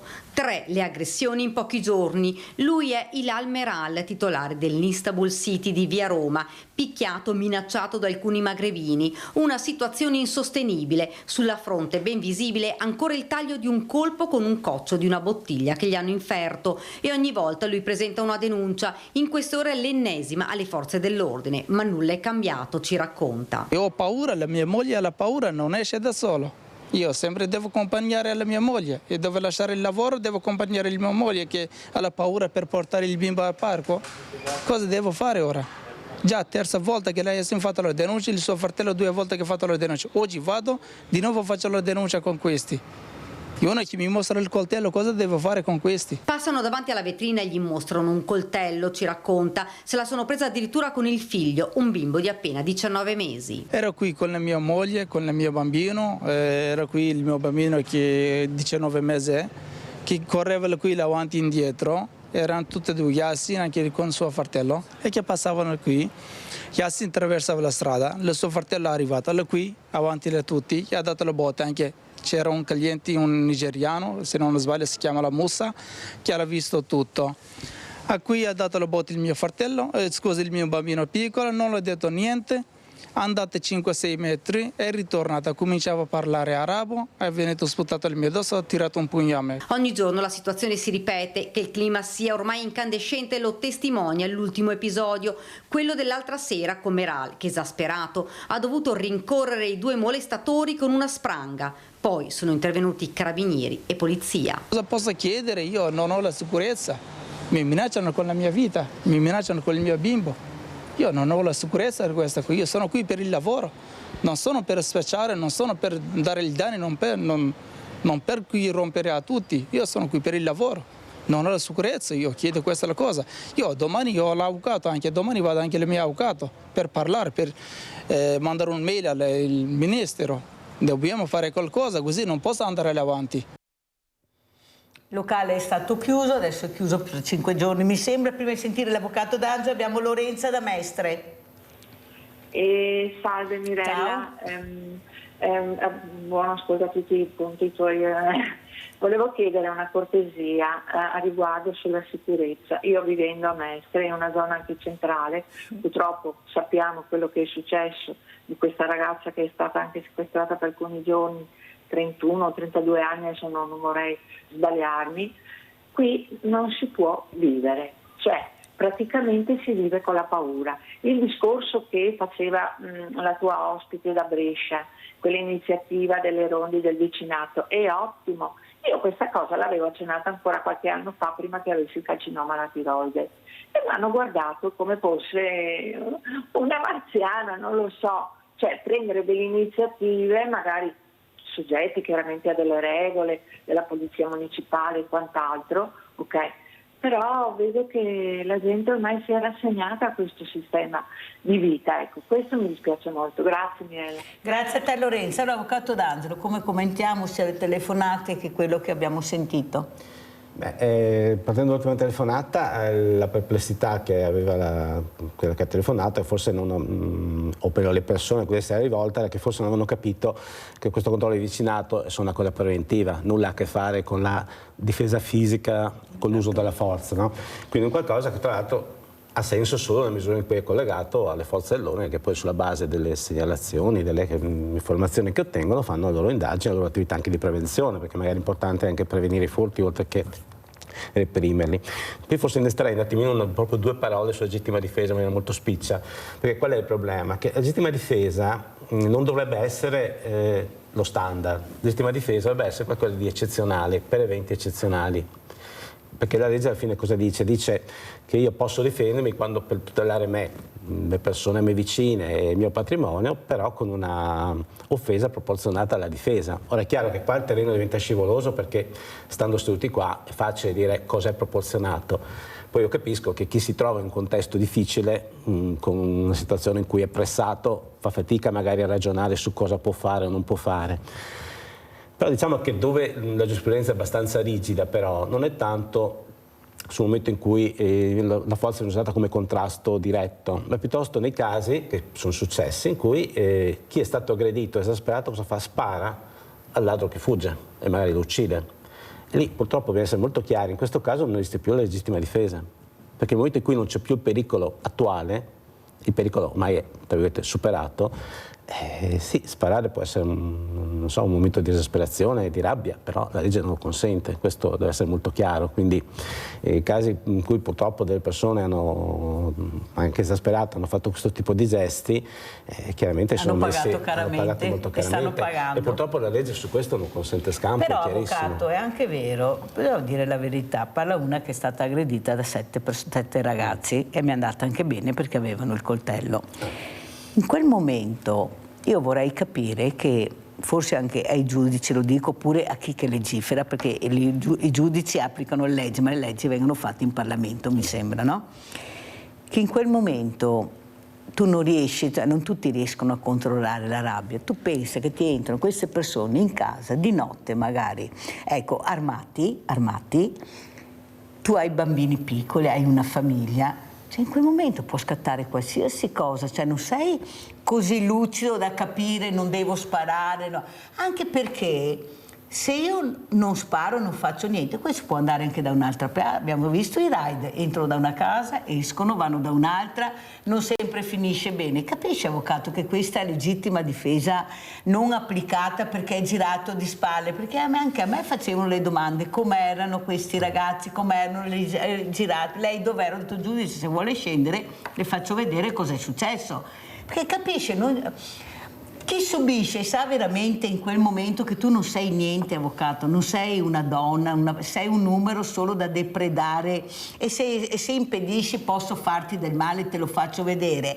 Cioè è difficile capire dove arriva la legittima difesa e dove posso fermarmi. È qua che la legge non è chiara. Tu entri in casa mia di notte, armato, in 2 o 3 voti coperti, io non posso difendermi perché se sparo e tu magari stai uscendo ti prendo di spalle. No, cioè non riesco a capire, avvocato, come possiamo difenderci da questi delinquenti che arrivano e guardate che non ce n'è per nessuno. Abbiamo visto come riducono certe persone, certi diversamente giovani. Prima di rispondere abbiamo Adriana da Padova. Adriana? Sono qua, vi sto ascoltando. Prego. Grazie per questa trasmissione. Anzi, io mi scuso in anticipo, vi saluto prima di tutto, mi scuso in anticipo perché io non capisco più niente. Allora, mi è piaciuto molto il discorso del consigliere regionale, quale ha detto che queste leggi sulla sicurezza, su tutto, vengono fatte, sulla giustizia, vengono fatte in armonia con il confronto con la magistratura e questo mi piace tanto. Però c'è qualcosa che non mi torna. Seguo anche quello che dice il magistrato Gratteri, lo ascolto e non mi sembrano cose sbagliate. Allora dico, hanno parlato con la magistratura o no? Poi sul decreto sicurezza, hanno parlato con la magistratura? In Parlamento hanno parlato? Mi sembra di no, perché hanno fatto un decreto legislativo, se non sbaglio, correggetemi dove sbaglio. Quindi non hanno ascoltato nessuno e non si sono consultati neanche col Parlamento. Hanno fatto punto e basta. Poi leggo che la Corte europea stessa fa dei richiami su questo decreto sicurezza per quanto riguarda la democrazia di ognuno e il diritto di ognuno. E quindi ci sono cose talmente contrastanti e non capisco più niente, anche quando Nordio in Parlamento dice se le carceri sono piene perché è colpa dei magistrati. Allora ditemi, ci sono ste leggi, le possono applicare, li avete ascoltati o fate soltanto di testa vostra senza passare per il Parlamento? Ecco, io non capisco più niente, o lo fanno apposta perché noi italiani non capiamo più niente, perché una linea dovrebbe esserci, una sicurezza dovrebbe esserci, quando anche la Corte europea ci dice state attenti perché state sbagliando. Allora stiamo sbagliando noi italiani o stanno sbagliando quelli che non non ascoltano nessuno. Molto chiara Adriana. Sentiamo l'avvocato D'Angelo, devo correre purtroppo perché il tempo è tiranno, avvocato. Vuole essere velocissimo. Allora, sul discorso di prima, l'ho detto anch'io, è chiaro che quando uno è in mezzo alla situazione non ha la lucidità, chiaro, seduti, tranquilli, è un altro paio di maniche. È anche vero però che una modifica è stata fatta alla legittima difesa, poi nel senso che è stato, diciamo, reso più plausibile l'uso dell'arma all'interno dell'abitazione nel momento in cui c'è l'aggressione all'interno. Spieghiamo bene, avvocato, così capiamo. Allora, diciamo, c'è una norma abbastanza chiara che dice che comunque c'è sempre il rapporto di proporzione di cui è il primo comma, cioè è sempre giustificata la legittima difesa quando c'è l'ingresso in un'abitazione, in una fabbrica, in un negozio, eccetera. Però sempre il limite è difendere la propria incolumità e difendere i propri beni. Quindi in qualche maniera all'interno della casa è stato un po' chiarito meglio il limite, è stato dato, se vogliamo, uno spazio di più, poi si può essere d'accordo o meno, ma è stato dato uno spazio in più di manovra alla legittima difesa, probabilmente tenendo conto di quello che ha detto lei, di fatto, no? Che in certi contesti la persona non fa fatica a essere razionale e lucida. Ribadisco il discorso di prima, quando tante volte le condanne che hanno fatto anche notizia e creato discussioni sono quasi tutte però purtroppo di spari avvenuti non all'interno dell'abitazione ma fuori, all'esterno, al turno di strada. Mi ricordo un caso come di Oderzo ancora tantissimi anni fa, non so se ricordo. Cioè in quei casi quelli tu hai sparato dalla finestra al ladro che era in strada, cioè lì effettivamente la legittima difesa non c'è più, cioè a quel punto chiama subito la polizia, chiama subito i carabinieri, dagli modo di rintracciarlo, identificarlo, prima che chiami. Però sa, mente fredda sì, però è purtroppo facile. Il discorso è che permettere alla persona di sparare con maggior libertà diventa complicato. Razzolini, ma no, è ok, se tu entri in casa mia non sai quello che ti succede, cioè proprio questo entrare facilmente nelle case, perché come dice l'avvocato D'Angelo, spiegato molto bene, c'è una legittima difesa però che va anche interpretata, bisogna vedere la persona. Perché non tutti siamo uguali, non tutti ragioniamo alla stessa maniera, c'è quello più cauto, più calmo, che pensa di più e quello che non pensa per niente, perché in quel momento quando ti trovi 3 individui in camera da letto, ecco, io avvocato D'Angelo, mi scusi ma io faccio fatica a non difendermi col carattere che ho, e poi la reazione che hai dopo è violenta, non c'è niente, io l'ho provato, veramente, quando vedi questi occhi che ti guardano proprio che sei un oggetto, non sei niente altro, non se ne frega niente, sei donna, sei mamma, ma chi se ne frega, io devo depredarti e basta, succede quello che succede. Anzi, attenzione, perché guardate, sono più pericolosi questi ragazzini che il delinquente, è proprio delinquente. Attenzione a sottovalutare che non riescono mica a capire che hanno il coltello in mano e dove andare. Vedete cosa sta succedendo? Diciamo che il delinquente lo fa per professione, quindi si sa comportare. Esatto, dici. e sa che se ti fa qualcosa capisce che è molto grave. Tanto è vero che cercano sempre, sono i ragazzini che bisogna stare attenti, Sì, bisogna stare attenti a tutti in realtà. Non perché è tempo di fermarli, Razzolini? Sì, è tempo di fermarli, bisogna su questo, dicevo prima, la mossa nell'anticipare anche la possibilità di arrestare un ragazzino proprio perché compie reati, è una proposta che mi ricordo ancora Nord me ne parlava un po' di mesi fa, adesso insomma non so se sia già stata attuata, ma dovrebbe essere attuata proprio per andare contro queste baby gang. Il problema oggi è che mancando, perché un discorso della criminalità, un discorso delle baby gang, che è vero che anche qui magari arrivano fuori da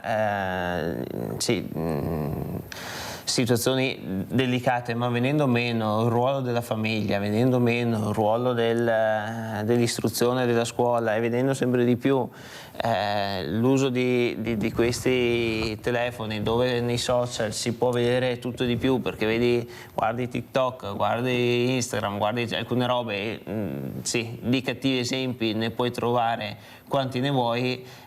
Se nessuno spiega l'educazione e come comportarsi e cosa è giusto e cosa non è giusto, cosa si può fare e cosa non si può fare, dopo come sì. Però l'avvocato D'Angelo è stato molto chiaro, basta capire che non devono devono comportarsi così, prenderli e magari metterli da un'altra parte a fare magari dei lavori socialmente utili, perché se la legge permette che io li arresto ma dopo li lascio e questi passano naturalmente davanti a questo locale, gli fanno il segno così, hanno magari anche i coltelli in tasca, capite bene che invece quelle persone andrebbero prese e messe da parte. Adesso fortunatamente c'è il DASPO, ma non so fin dove arrivi, se queste persone rispetteranno. Il DASPO funziona fin là, perché l'altro giorno, 2 settimane fa più o meno, l'autista che era stato aggredito a Montebelluna mi ha chiamato, perché lo conosco, anche un amico, mi fa: Tommaso, che stamattina o ieri mattina, adesso non mi ricordo più se era quel giorno o il giorno prima della chiamata, mi fa: ho rivisto questa persona che, nonostante avesse il DASPO per Montebelluna, era lì ancora, era lì, sì, che girava e che stava parlando con un altro suo amico, che probabilmente era giusto per capire cosa volevano fare, quindi o fare qualche danno, magari minacciare. Maurizio, vai Maurizio. Ciao Mirella. Ciao. E buongiorno ai tuoi 2 ospiti, al consigliere e all'avvocato. Buongiorno. Allora, io dico soltanto una cosa, Mirella, no? Allora, sì, anche la signora, ok. Niente, voglio dire solo questo. Chi è che ha fatto queste leggi strane per quanto riguarda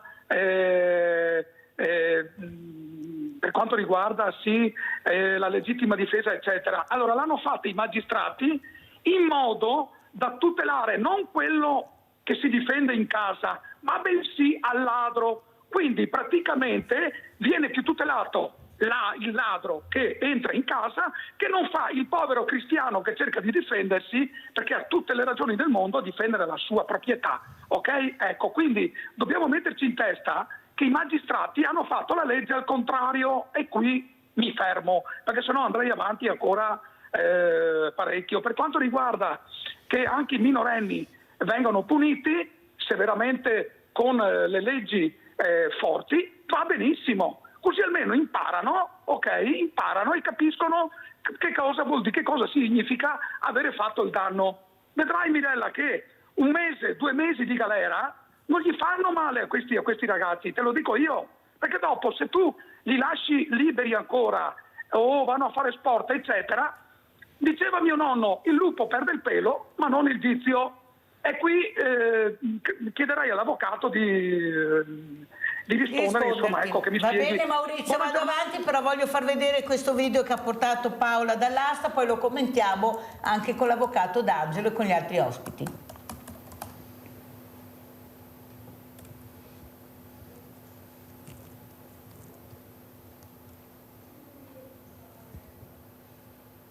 We are called to help our friends in need.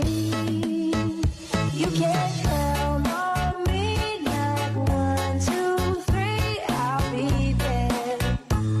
And I know when I need it, I can count on you like 4, 3, 2, you'll be there. Allora, avvocato D'Angelo, abbiamo visto anche questo video, appunto, questi comitati, queste persone che si riuniscono, abbiamo sentito i vari pareri, il problema che è diventata, specialmente in certe zone, molto pericoloso, questa è la verità. Perché magari fai il controllo vicinato fuori e già l'ardo dentro, come è successo anche qui da noi in casa. Prego. Beh, tornando un attimo al DASPO, giusto per capire, qual è il problema del DASPO? Torniamo al problema di prima, cioè nel momento in cui c'è una sanzione penale al massimo da 1 a 3 anni, siamo in un ambito di quei reati in cui non è prevista la carcerazione preventiva.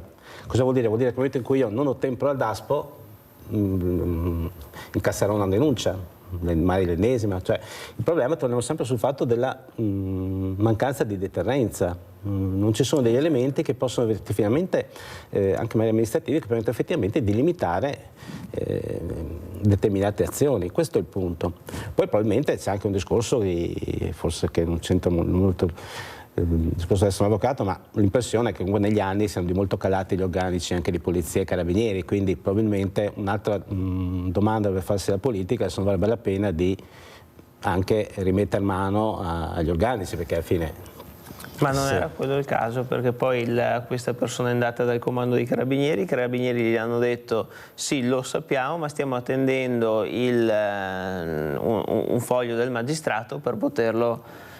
quindi tutto dipendeva comunque da una... Sì, ma comunque il magistrato poteva o diciamo, aggravare il DASPO oppure aver fatto una denuncia, non è che succedeva altro. Ma metterli a lavorare questi, no, avvocato? Fare tanti giri di parole, metterli a lavorare. Non compete a me pensare alle sanzioni possibili, però c'è senz'altro quello che deve pensare il Parlamento, poi confrontandosi con chi vuole, e pensare evidentemente a delle sanzioni che siano magari più immediate, più efficaci, anche non necessariamente penali. C'è tutto l'ambito delle sanzioni amministrative. Adesso pensate, non so, ad esempio al ritiro della patente come sanzione, è una sanzione che è molto più efficace che non so, denunciare uno e condannarlo 2 o 3 anni dopo perché ha guidato sotto abuso dell'alcol 3 anni prima. Probabilmente bisogna ripensare anche a tutto un ambito di sanzioni amministrative che c'è già nel codice penale un tempo, in cui sono delle sanzioni, diciamo, preventive, cioè fatte per evitare che si arrivi alla commissione dei reati. Quindi probabilmente occorrerebbe anche un po' uno sforzo di fantasia e pensare a delle sanzioni come verità sempre garantite, sempre corrette, sempre nel rispetto dei diritti di difesa,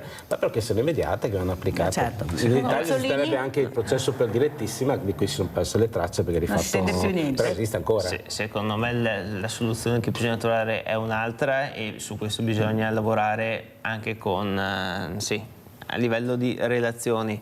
Chi delinque e non è italiano deve scontare la pena nel carcere della propria nazione, del proprio Stato, perché comunque un detenuto in Italia costa comunque soldi nel bilancio poi della spesa, ci costa, quindi di conseguenza al di là dei lavori forzati, al di là dei lavori sociali, al di là di tutto quello che può essere così suggerito e pensato, la cosa migliore è che questo venga preso, mandato a casa sua e lì nel proprio paese sconta la pena, e sicuramente non la sconta meglio del nostro Sentiamo Paola dall'Asta, poi andiamo da Gabriella Mogliano. Gabriella, stai in linea, sentiamo Paola. Ecco, cosa allora, ne pensa lei per su quanto queste riguarda pene le che non leggi ci sono? Questo, però ecco, la cosa importante, dicevo prima la signora, non facciamo ronde, la signora che è intervenuta prima, però posso dire che dove c'è il controllo di vicinato è forte il senso di unità e partecipazione, e c'è una maggiore consapevolezza per poter lavorare insieme per rendere più sicure le proprie aree, perché togliere tutte le varie occasioni al lato per entrare nelle nostre case e fare rete con i propri vicini di casa, ci sono statistiche che dicono che i reati ovviamente sono in calo, qualche tentato furto però sono in calo. Quindi Gabriella da Mogliano, vai Gabriella. Volevo dirle che anche a sti giovani, come dicevate voi prima, in tanta grazia di tutto quello che fa, ma sti giovani non hanno voglia di fare, perché io ho una figlia che lavora in fabbrica, su un anno sono andate via quasi 70 persone, perché fanno 2 o 3 giorni, poi si mettono in malattia, perché non hanno voglia di fare, quello è il problema. Buona giornata e grazie. Ho sentito anche Gabriella da Mogliano. Razzolini, allora, cosa la politica dove andrà a parare? Perché veramente dobbiamo anche mettere in sicurezza il paese. Già abbiamo altri problemi di sicurezza, ci mancherebbe adesso che non fossimo neanche più. Ecco, io ho ricevuto una telefonata di una persona che ha subito ben 3 furti in casa e ha detto: io non posso più vivere, sono blindata in casa, mi sembra di essere in prigione. Ma si può vivere così? No, non si dovrebbe vivere così, questo assolutamente siamo tutti quanti d'accordo, poi bisogna capire come risolvere il problema, che non è sicuramente un problema semplice, perché quello che è fondamentale puntare è la certezza della pena e la lunghezza della pena. Queste sono 2 condizioni importanti, bisogna capire come riuscire ad arrivare a queste soluzioni. Ovvio, bisogna aumentare sicuramente le forze dell'ordine, e con l'ultima manovra del governo comunque si è andato a sostenere le forze dell'ordine, e bisogna anche magari andare a lavorare sulle leggi, ma anche la magistratura su questo poi deve aiutare andare ad applicarle e a far sì che poi effettivamente chi delinque sconti la pena, quindi deve essere un lavoro di squadra con tutte le istituzioni, dalla parte dell'esecutivo, quella del legislativo, quella del giudiziario, con tutti i poteri dello Stato, per cercare di andare a favore di quei cittadini che effettivamente non si sentono più sicuri. Sicuramente non sono problemi di terrorismo che potrebbero avere una sicurezza, una situazione molto più difficile e complessa, però sono quei micro reati che ti creano proprio quella paura e non ti fanno vivere bene, perché anche magari se ti dovesse rubare 500 euro, comunque entrare in casa tua, anche non rubare nulla, ma comunque disastrarti da casa, uno non si sente più sicuro a casa sua, e questo è un grave problema, e su questo assolutamente non va bene. Io parlo da cittadino che comunque in casa propria sono arrivati i ladri più di una volta, perché è capitato anche a me, quindi so cosa vuol dire. Insomma, mi sono trovato a 8 anni in mezzo a una rapina al supermercato con i fucili, le pistole puntate, tutti sdraiati per terra. Cioè, insomma, sono situazioni che io ho vissuto in prima persona, quindi so anche cosa vuol dire, però su questo bisogna lavorare. Razzolini, ma visto l'alta tensione che sta vivendo il nostro paese da nord a sud, noi non parliamo solo del Veneto o di Treviso o di Mogliano, parliamo anche dell'Italia in generale, e noi vediamo quando ci sono veramente avvenimenti importanti, tipo anche questa morte di Papa Francesco, che mancherà molto, cioè gli uomini non mancano mica, però dove vogliono, oppure su certe partite, perché non impiegare gli eserciti, visto che ne abbiamo ancora delle caserme a fare le ronde, come ha detto Paola Dall'Asta, sta facendo il controllo del vicinato, farlo fare anche agli eserciti che abbiamo, perché alla fine devono solo controllare, devono fare le ronde. Una volta c'era un avvocato, si ricorda, avvocato D'Angelo, che c'erano le pattugliette che giravano per vedere se c'era il militare fuori, vedevi, cioè per impiegare, perché a questo punto un conto è vivere a Treviso, un conto è vivere a Mestre o in certe zone veramente a rischio. Avvocato D'Angelo, si potrebbe impiegare queste persone che sono pagate, e poi oltretutto le caserme le abbiamo ancora, a fare un controllo di vicinato, ma anche con persone, visto che fanno anche delle prove, dei tirocini, a proteggere il paese come ronde? Sì, per carità, già in parte lo fanno, basta pensare anche a Treviso, quindi tra l'altro quella è stata usata, mi ricordo anche i tempi del Covid, sono stati usati militari, anche se non ricordo male. Ma questo senz'altro è una prevenzione importante. Un deterrente magari. Un deterrente, esatto, però proprio per chiudere il discorso rapidamente, torna al discorso della lentezza dei processi, perché per carità, dice il consigliere, mandiamoli a scontare la pena nel paese dove... Mica facile. Ho capito, ma prima occorre che qualcuno gli commini la pena fino al 3° grado, quindi vuol dire che se questo qua mi viene condannato 5, 6, 7 anni dopo, onestamente, che poi passi quel periodo in Italia o all'estero, cambia poco, ma è passato troppo tempo, oltretutto anche in quel caso poi le pene fino Quanti anni passano, avvocato? Possono passare 3, 4, 5, 6, 10 anni, dipende. Poi chiaramente la magistratura riesce a fare un tot di processi, chiaramente parte da quelli più gravi, giustamente, omicidi, stalking, eccetera. È chiaro che i piccoli reati, tra virgolette, mi dispiace usare questo termine perché chi lo subisce, come diceva lui, però i piccoli reati inevitabilmente finiscono un po' in coda, ecco, passatemi sto termine, a meno che non abbiano avuto dei risvolti particolarmente gravi, quindi c'è proprio probabilmente un sistema di un'emergenza nuova, questa microcriminalità, che richiede forse degli strumenti diversi. Non so, il processo pensato per un omicidio piuttosto che per una rapina forse non è il tipo di processo che servirebbe in questi casi. Non so, una volta in Italia c'è il processo del pretore, il processo del tribunale, il pretore, un processo più veloce, più rapido. Ma è stato tolto tutto, avvocato? È stato unificato tutto, perché quando l'apertura è stata unificata al tribunale è stato fatto un unico procedimento. La cosa aveva una sua razza, perché si evitavano 2 procure, si evitavano duplicazioni.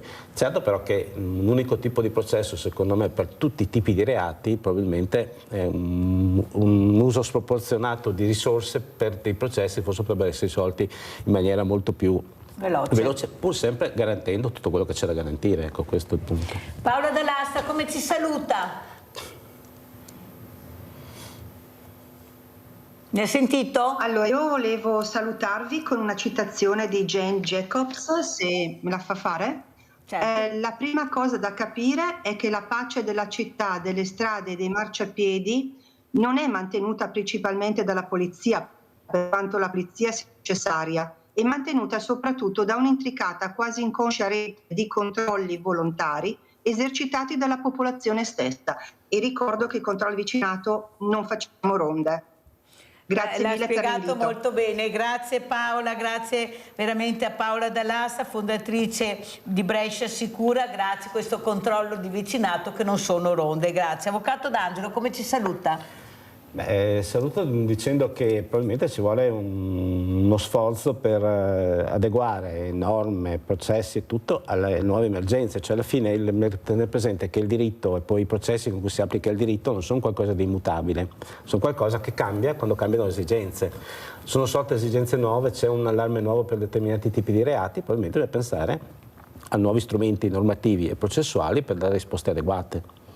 Molto chiaro anche lei, Avvocato D'Angelo. Sentiamo come ci saluta il consigliere Tommaso Razzolini di Fratelli d'Italia. Il mio saluto sta comunque sulla fiducia del lavoro di questo esecutivo e di questa maggioranza a livello parlamentare, insomma, su alcuni risultati che già un po' alla volta stanno portando avanti. Ovviamente il lavoro è bello lungo e ce n'è finché si vuole, però insomma l'indirizzo è stato tracciato, è l'indirizzo giusto, quindi su questo insomma io ho fiducia in Giorgia Meloni e nella sua squadra.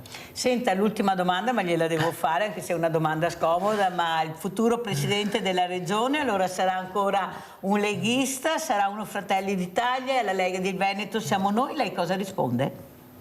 Vedremo, nel senso che io credo che allora, la regione non è di nessun partito, non è né della Lega né di Fratelli d'Italia né del PD, di nessuno, la regione è dei veneti e quindi bisognerà capire insomma anche quello che i veneti vogliono. Nelle ultime 2 elezioni europee e politiche la gran maggioranza comunque dei concittadini nostri ha scelto Fratelli d'Italia come primo partito. Sicuramente Fratelli d'Italia dovrà avere la possibilità a confrontarsi con gli alleati di governo, di maggioranza, quindi con la Lega, con Forza Italia, per trovare una soluzione dove c'è il miglior candidato che possa governare la nostra regione, appunto. Cioè, adesso non è che sono qui a dire per forza di cose deve essere nostro, deve essere degli altri, cioè, insomma l'arroganza in questo caso serve poco, bisogna mettersi a tavolino, ragionare insieme con testa e con consapevolezza che bisogna oggi trovare la persona migliore per poter traghettare la regione per altri 10 anni con progetti, visione, opere, investimenti, infrastrutture in maniera logica e corretta. Devo passare l'ultima telefonata, poi saluto gli ospiti. Laura da Verona, vai Laura. Buongiorno a tutti, io volevo un'informazione, mi è arrivato dall'INPS una carta dicendomi che devo dalla pensione lasciar giù 167,91 euro ogni mese fino a novembre. Sì, ma non ascoltare la televisione, parla. Sì, volevo un'informazione riguardo a che, perché qua c'è scritto ritenute fiscali che hanno sbagliato il conto, il ricalcolo. Avvocato, vuole rispondere lei perché mi sembra semplice, basta andare dove? Sì, andare lì a un CAF, farsi leggere l'avviso e capire da cosa nasce il problema.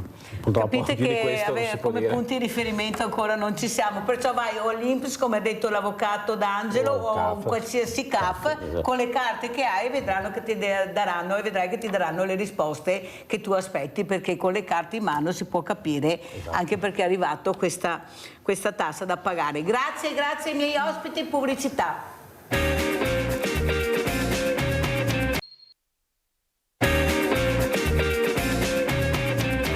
E siamo con Filippo Felici, speleologo, grazie di essere qui Felici per spiegare anche la fragilità di quello che racconterà e i segnali che sono arrivati. Filippo Felici, saluto anche il dottor Guglielmo Pisani, medico di medicina generale. Buongiorno dottor Pisani, grazie anche lei di essere qui.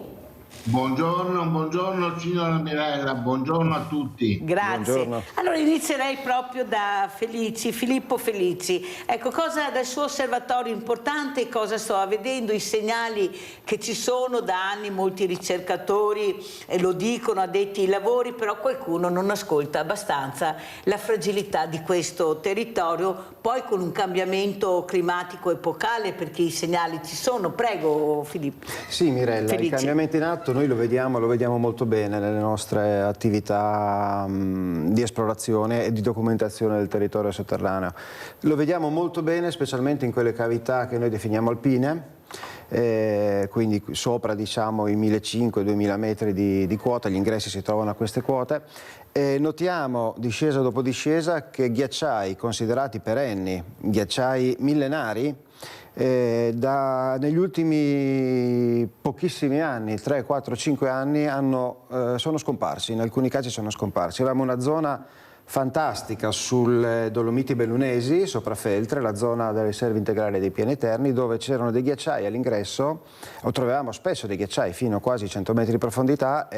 Quest'anno, durante l'ultima discesa che abbiamo fatto a gennaio, dove siamo stati dentro 3 giorni, praticamente era scomparso questo ghiacciaio, non c'era più. E questo è un chiaro segno di come i cambiamenti climatici esistono e sono in atto. Lo vediamo anche in cavità, in grotte, anche a più bassa quota. Ad esempio il Cansiglio, abbiamo un'enorme grotta che si chiama il Bus della Genziana, rilevata, siamo arrivati già a 14 km di estensione, e notiamo la differenza rispetto a come si comportava questa grotta in casi di maltempo e come si comportava qualche anno fa.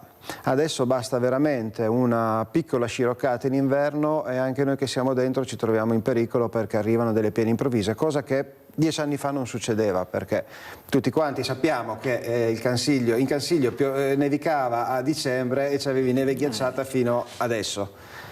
Quest'anno ha fatto un po' di neve e poi subito dopo sciroccava. Senta Felici, ma perché qualcuno non vuole ascoltare? Voi i segnali avete detto, qualcuno, anche qualche politico dice ma quale cambiamento climatico, il caldo, il freddo ci sono sempre stati, ecco cosa vogliono dire questi messaggi allarmanti, non è vero. Lei cosa dice? Ma mi viene da dire che sì, la comunità scientifica li ha sempre evidenziate queste problematiche. Purtroppo secondo me la politica ha un po' la vita troppo corta, che si pensa alla votazione del giorno dopo e quindi tanto vale dire che non esistono.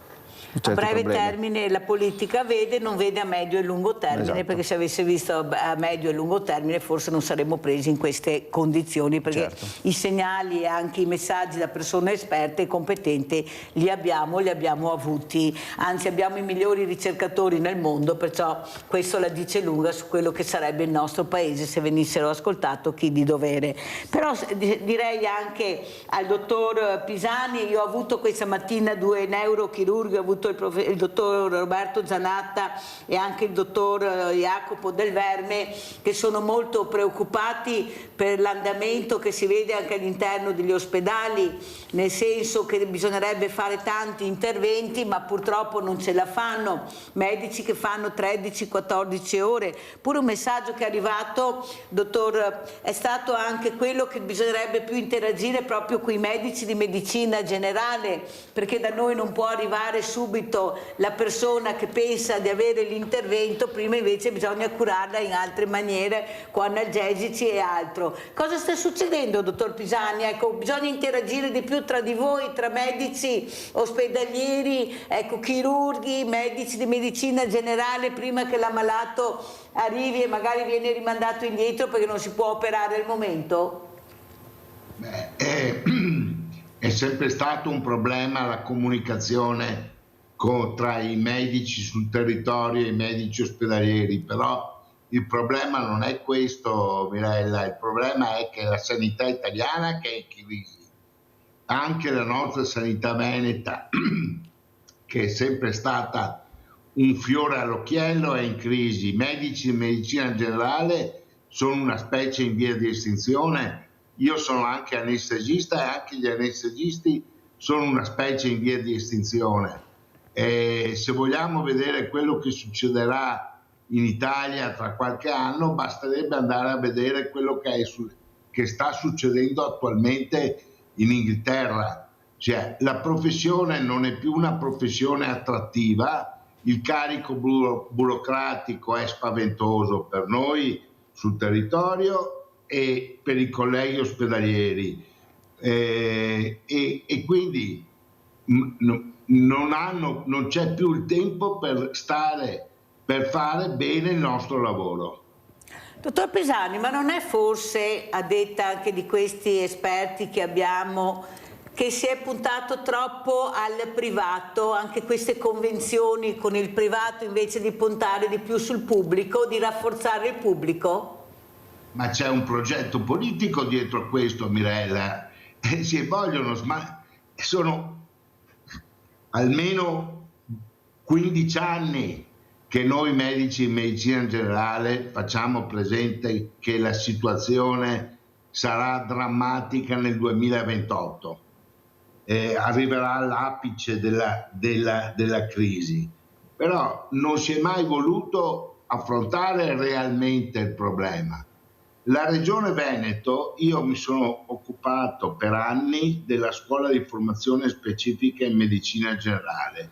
La Regione Veneto nei 10 anni fa diplomava 15 medici ogni 3 anni con la scuola.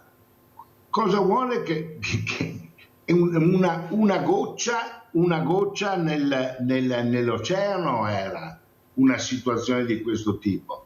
Noi i medici medicina generale, i colleghi ospedalieri oberati di lavoro e anche di burocrazia, lei mi deve trovare sulla faccia del globo terracqueo, mi deve trovare qualcuno che vuole lavorare di più e guadagnare di meno. Ed è quello che succede adesso col privato. I colleghi che scelgono di andare nel privato guadagnano di più e lavorano di meno, soprattutto lavorano di meno, che è quella la cosa più importante. Se gli investimenti sono fatti sulle macchine, perché non c'è un tetto sull'acquisto di strumentario, mentre c'è stato sempre il tetto sull'assunzione del personale, sull'assunzione del personale medico e anche paramedico, infermieristico. La crisi riguarda anche gli infermieri, riguarda i portantini, riguarda gli OS. Questa è la situazione della sanità in questo momento in Italia e non vedo soluzioni, nessuna formazione politica che veramente vuole affrontare questo problema. Adesso hanno organizzato questa grande pensata di riaprire l'università a tutti per dopo bloccarli dopo 6 mesi. Un esperimento che è già stato fatto ed è fallito clamorosamente in Francia. Quindi noi prendiamo quello che c'è di peggio in Europa, invece avevamo una sanità che tutta Europa ci invidiava. Questa è la realtà, Mirella. Sì, l'hanno detto anche chiaramente i miei ospiti. Con grande tristezza che nel 28 andrò in pensione, e un lavoro che mi è sempre piaciuto, perché io ho fatto l'internista, ho fatto l'anestesista, ho fatto la sala operatoria, ho fatto la rianimazione e ho fatto anche la medicina di base. E quando andrò in pensione sarò contento di andare in pensione, perché fare il lavoro come me lo stanno facendo fare mi dispiace. Guardi, la ringrazio anche lei, dottor Pisani, per aver sostenuto quello che hanno detto anche i suoi colleghi, sia l'avvocato Zanatta e l'avvocato e il dottor anche Del Verme, perché è una situazione veramente, ma anche ho avuto il professor Cillo giovedì, anche lui, ecco, sono molto preoccupati queste 14-15 ore che fanno, perché gli interventi richiedono veramente una concentrazione, sono tanti, magari potessimo farne di più e nelle migliori condizioni, perché veramente ce la stanno mettendo tutta. Però vede, lei ha detto una cosa molto importante, ha detto quello che molti di noi pensano, che c'era una volontà ben politica di arrivare a questo, arrivare al privato, tanto è vero che certi macchinari nel pubblico se li sognano e loro ce li hanno, non si sa perché là ci sono i soldi, qual è il problema? Questa è la verità, questo è quello che dobbiamo avere il coraggio di dire.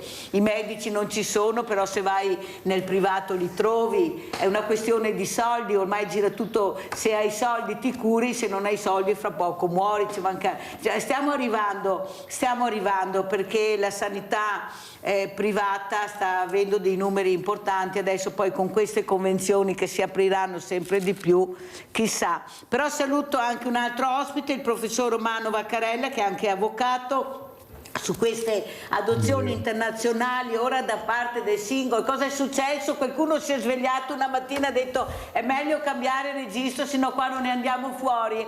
Prego, avvocato. No, non è successo così, ma è stata sollevata una questione di legittimità costituzionale della legge che aveva recepito la Convenzione internazionale che l'Italia aveva recepito, prevedendo il requisito minimo di 3 anni di coniugio per essere ammessi all'adozione internazionale. Ma perché ci impieghiamo così tanto, avvocato, a fare delle cose buone che poi alla fine bene o male qualcosa arriverà? Ma perché siamo così lunghi nei tempi quando potremmo essere brevi e così brevi nei tempi che potremmo essere più lunghi? Ma perché questo paese va da sotto sopra, da sopra a sotto, ecco, senza toccare veramente i problemi urgenti che abbiamo? Prego, avvocato.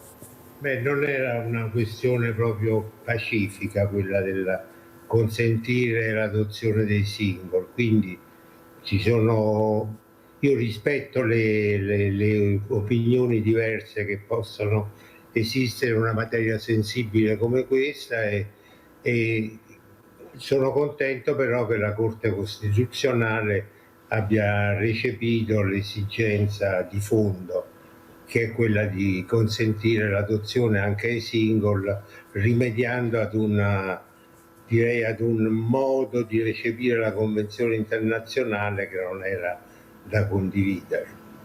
Il prossimo passaggio che spera ci sia, avvocato, quale sarà? Come, scusi? Il prossimo passaggio che spera avvenga in breve tempo, oltre a questo, quale sarà? Di dare la possibilità anche a qualcun altro di adottare? Ma più che darla a qualcun altro, di estendere questa previsione all'adozione nazionale dei bambini italiani, cioè da parte di italiani di bambini italiani, più che di italiani, di residenti stabilmente in Italia che siano single, estendere questa. E poi c'è l'altra questione totalmente diversa, che è quella della procreazione assistita, l'inseminazione eterologa e così via, che è altra questione che pende davanti alla Corte Costituzionale. Molto chiaro, e la ringrazio veramente, avvocato Vaccarella, per quello che ha detto, per far capire che un po' alla volta qualche passo in avanti si riesce a fare, soprattutto avendo anche questo Vaticano all'interno dell'Italia, perché in certe decisioni conta molto anche questa enorme punto di riferimento che abbiamo. E ritorno a salutare Papa Francesco, che ci mancherà molto, spero che qualcuno qualcuno riesca a portare avanti tutta questa semina enorme che lui ha fatto, raccolto poco ma seminato veramente tanto, quel poco però che ha riuscito a raccogliere è fondamentale, e soprattutto capire che se si vuole il bene del proprio paese, della propria gente, qualcosa si può fare, forse partendo proprio dagli ultimi. Adesso io vorrei vedere anche queste foto che ha portato Felici, queste foto che fanno capire queste escursioni. Ecco, qui cosa stiamo vedendo, Felici? Qui stavamo esplorando una parte nuova del bus dell'Agenzia ANA in Piancansiglio, qui a circa 400 metri di profondità. Era una zona dove si erano fermate tutte le esplorazioni precedenti. Abbiamo armato, armare si intende mettere una corda e quindi riuscire a muoversi lungo una verticale o comunque lungo una corda, e stavamo esplorando appunto questa nuova serie di pozzi e cascate fino ad arrivare su un nuovo fondo della grotta, fino a trovare un altro lago sifone che poi abbiamo anche colorato, e abbiamo visto che le acque escono dalla parte friulana del Cansiglio, quindi sulle sorgenti dell'Ivenza. E per esplorare queste zone avevamo installato questo campo base. Guardate. Stavamo dentro 2 o 3 giorni per poter andare a esplorare. In questi campi base c'è una tendina, c'è del cibo, ci sono secchiapeli e c'è fango, come si vede da questa foto. Una volta si trovava molto ghiaccio, mi dicevi, Felici, adesso si trova più che ghiaccio, si trova acqua, non gela più niente neanche sottoterra. Gela per pochissimi mesi d'inverno e solamente nelle parti più superficiali, sotto a 100 metri già non trovi più ghiaccio ormai, mentre prima lo trovavi il ghiaccio. Questa grotta qui in Cansiglio il ghiaccio in realtà stava nelle prime decine di metri, anche prima, però le piene improvvise che ci sono adesso d'inverno una volta non venivano registrate. E questa acqua poi che può uscire può creare anche dei problemi enormi e poi alla fine...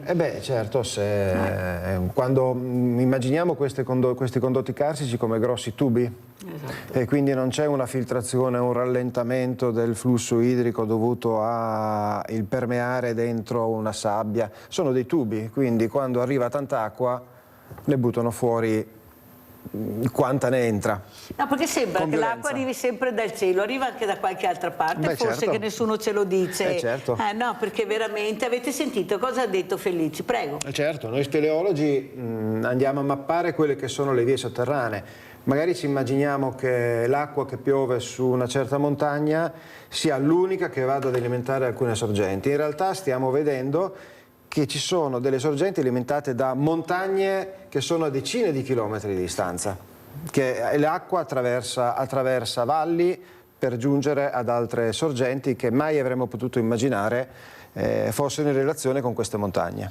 E come sicurezza del territorio lei cosa sta vedendo, questa fragilità che abbiamo del territorio, questi crolli improvvisi? Prego Felici. Ma la fragilità è più dovuta alle attività antropiche piuttosto che alle attività naturali. Difficilmente vediamo una montagna crollare o sprofondare. È molto più facile vedere strade che franano, ma questo qui è dovuto al fatto che ci sono precipitazioni con una frequenza diversa e con un'intensità molto diversa e molto superiore a quella che si registrarono una volta. Non è dovuto sicuramente a condotte carsiche all'interno delle montagne. No. Avete capito cosa ha detto. Allora sentiamo anche cosa il dottor Pisani, ecco i passaggi, lei ha detto fra poco andare in pensione, non vedo l'ora. Ecco, io ho avuto anche dei sindaci che hanno detto non vedo l'ora di smettere il mandato, non ce la facciamo più. Qual è il problema che sente più imminente? Perché queste persone diversamente giovani, abbiamo parlato di fragilità del territorio, ma abbiamo anche una fragilità di popolazione, abbiamo tantissime centenari ancora che godono e che sono in salute, però non abbiamo RSA, non abbiamo medici, i medici di medicina generale mancano. Io ieri ero da degli amici e una signora mi si è avvicinata e ha detto: sai Mirella che sono senza medico, ero diversamente anziana, molto impaurita. Ma cosa sta succedendo, dottor Pisani? l'età sta avanzando grazie anche ai progressi della scienza medica e anche, allora mi permetto di fare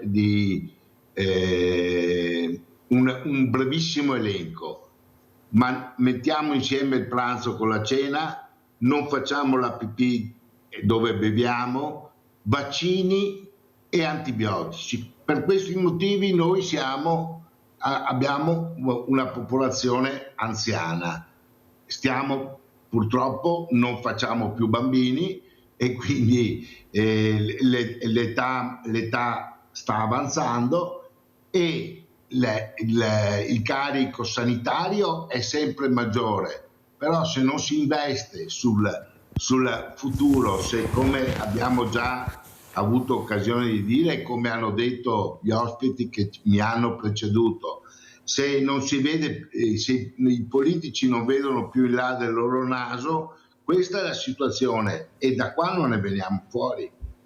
Dobbiamo impegnarci e programmare il futuro.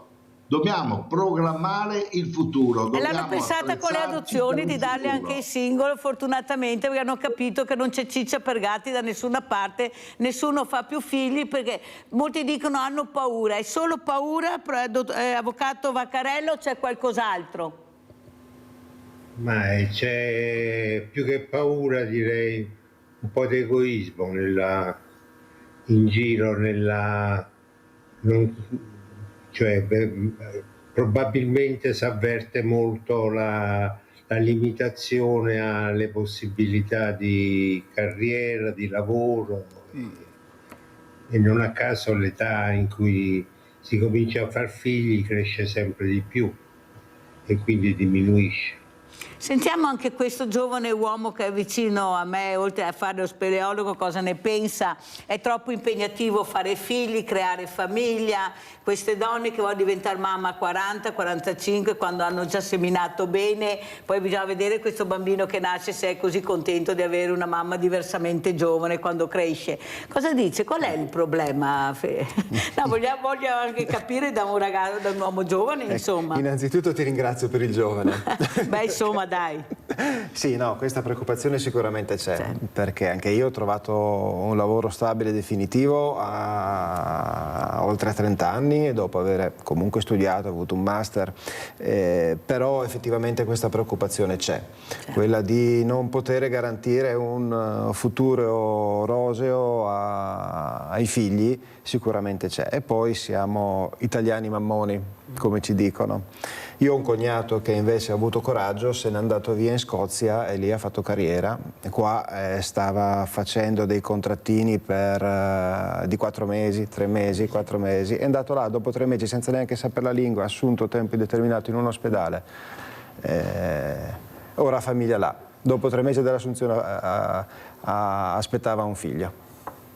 Sentiamo anche cosa dice. Dottor Pisani, ha sentito? Qui faceva dei lavoretti, è andato là, ha assunto subito un bel stipendio e vai, prego.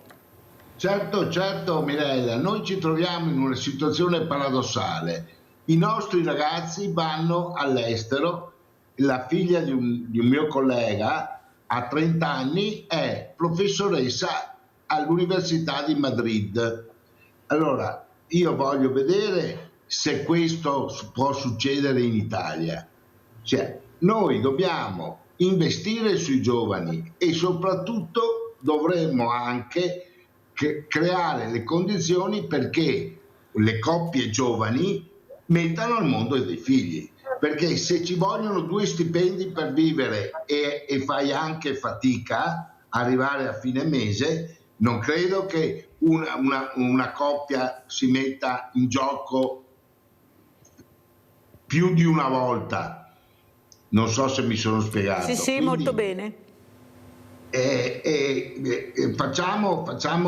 Vediamo quello che succede. All'estero hanno stipendi più alti, tutti, a qualsiasi lavoro hanno stipendi più alti.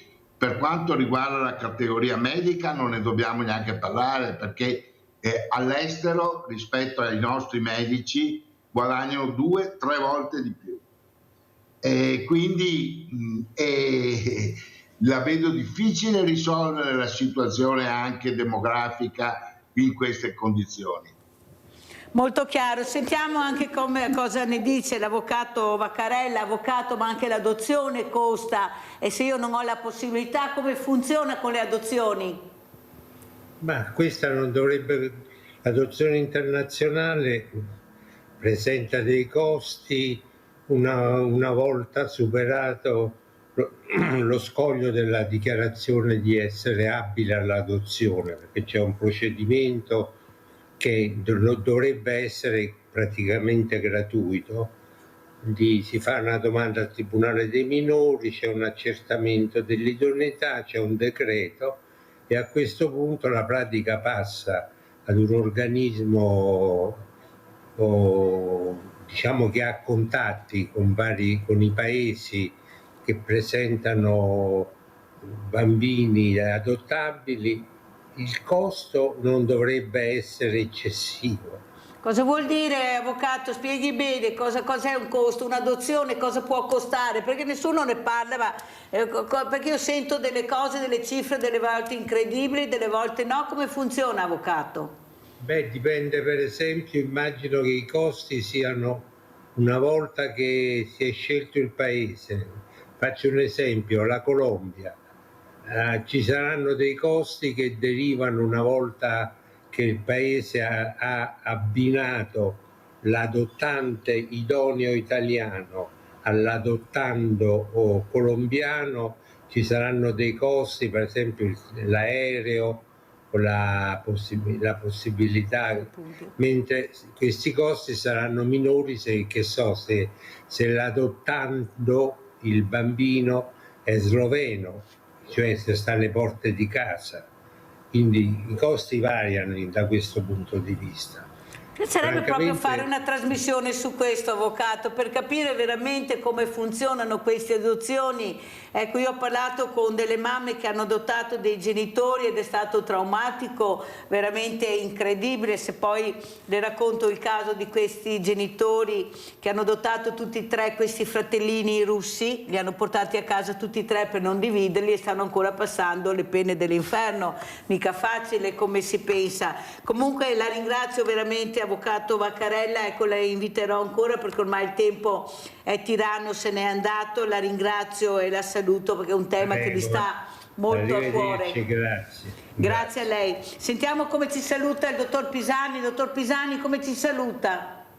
Allora vi saluto dicendo che l'Italia è un paese bellissimo e abbiamo delle grandissime possibilità, dobbiamo solo sfruttarle. Grazie, sentiamo come ci saluta anche Filippo Felici, speleologo. Sì, l'Italia è un paese bellissimo che ci offre tantissime possibilità ed possiamo trovare delle meraviglie veramente a pochi chilometri da casa, senza dover pensare di andare alle Seychelles piuttosto che in Himalaya. Basta fare pochissimi chilometri e abbiamo delle unicità del nostro territorio. Parlavamo prima del Montello, cosa abbiamo sotto il Montello, chi lo sa? Sotto il Montello ci sono chilometri di gallerie. Sentite. E poi è una cosa particolare perché sono delle grotte che si sviluppano in un conglomerato e sono rarissime, quel tipo di grotta lì.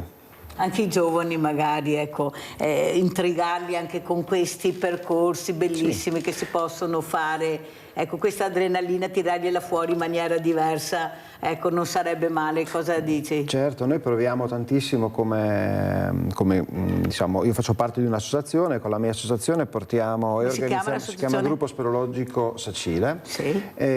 Portiamo spesso, facciamo addirittura corsi all'interno delle scuole, corsi di speleologia, per cui poi dopo li portiamo in grotta, ma gli insegniamo le tecniche. Cosa dicono i ragazzi? Come sono questi ragazzi? I ragazzi vanno dalle elementari fino alle superiori e sono sbalorditi, sono meravigliati di sapere che veramente a pochi chilometri da casa c'è un mondo, un universo nascosto, come l'ha soprannominato un amico mio, un continente nero.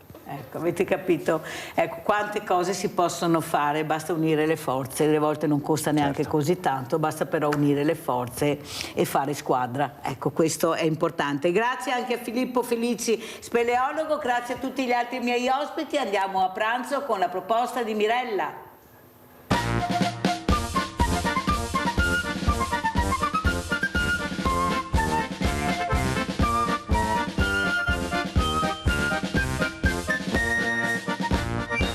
Bentornati a Idea in Tavola. Oggi vi presentiamo una crostata al limone, però un po' diversa dal solito.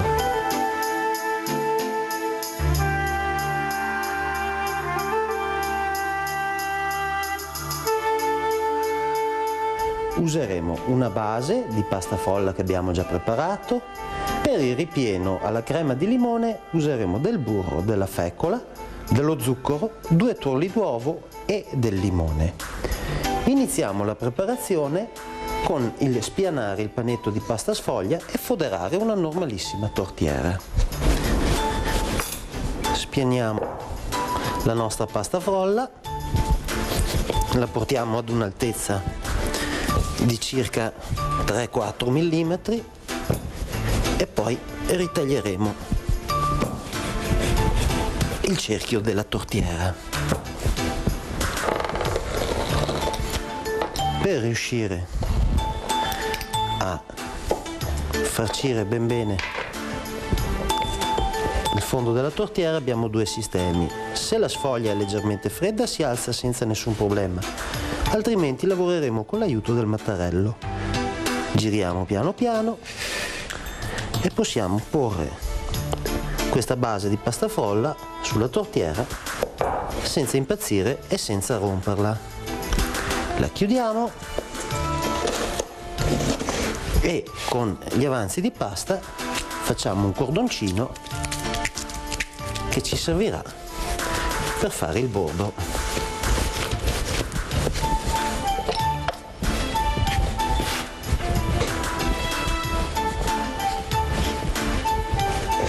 Lo appoggiamo all'interno, con l'aiuto delle dita pian pianino creiamo il bordo alla tortiera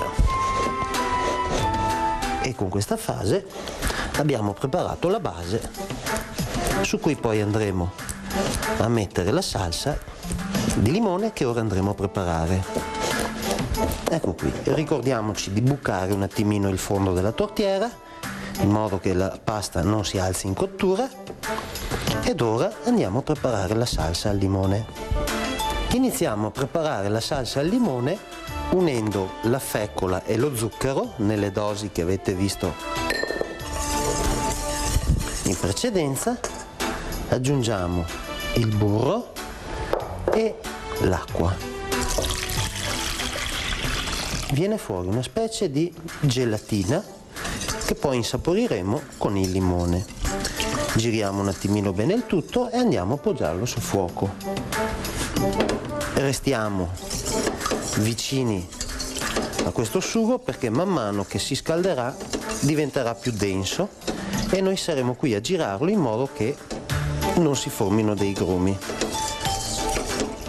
Finché aspettiamo che l'acqua inizi a scaldarsi possiamo preparare i limoni. Prendiamo i nostri limoni, li tagliamo a metà e spremiamo il succo. Con un limone possiamo prepararci un po' di buccia che ci servirà per insaporire ulteriormente la nostra crostata. Come vedete siamo quasi a ebollizione e la salsa sta diventando densa. Restiamo sopra i fornelli e continuiamo a girare finché non vediamo che ha bollito ben bene. Vedete? Dopo che ha bollito la togliamo dal fuoco e ritorniamo sul nostro piano di lavoro per finire la crema al limone. Eccoci qui. Lasciamo intiepidire un minutino il composto che perda il bollore, poi andiamo a unirci i 2 tuorli d'uovo, uno alla volta, e giriamo bene finché non si è incorporato, uno alla volta. Uniamo anche il secondo tuorlo.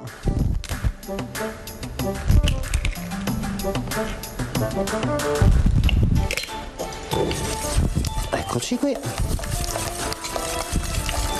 Poi aggiungiamo la buccia di limone che abbiamo grattugiato e il succo del limone. Possiamo usare una forchettina in questa maniera, anche se ci va dentro qualche seme, è indice di bontà e genuinità. Giriamo bene il tutto e abbiamo preparato la crema che verseremo all'interno della tortiera foderata con la pasta frolla.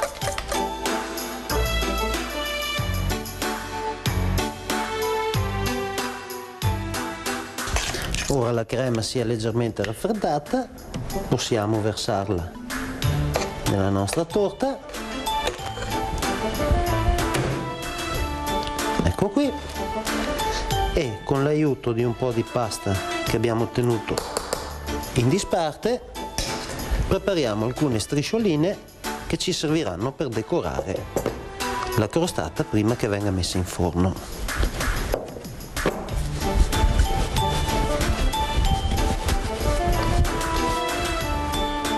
Usiamo una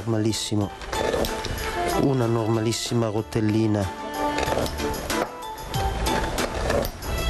zigrinata e poggiamo alcune striscioline di pasta sulla nostra crostata.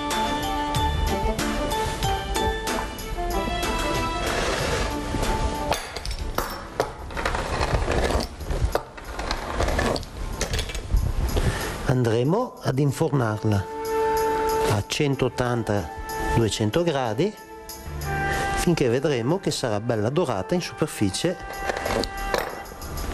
Ci vorranno circa una ventina di minuti. Eccoci, abbiamo tolto la crostata dal forno e ora vediamo come è venuta. L'abbiamo lasciata un attimino raffreddare. Io direi che è carina. E chiudiamo con un po' di zucchero a velo e, se gradite, un po' di caramello oppure qualche altra salsa che ben si può abbinare. Può essere una salsa vaniglia, una salsa al cioccolato, sono tutte creme che si abbinano bene a questa torta al limone. Io direi che per un pomeriggio è un bel spuntino.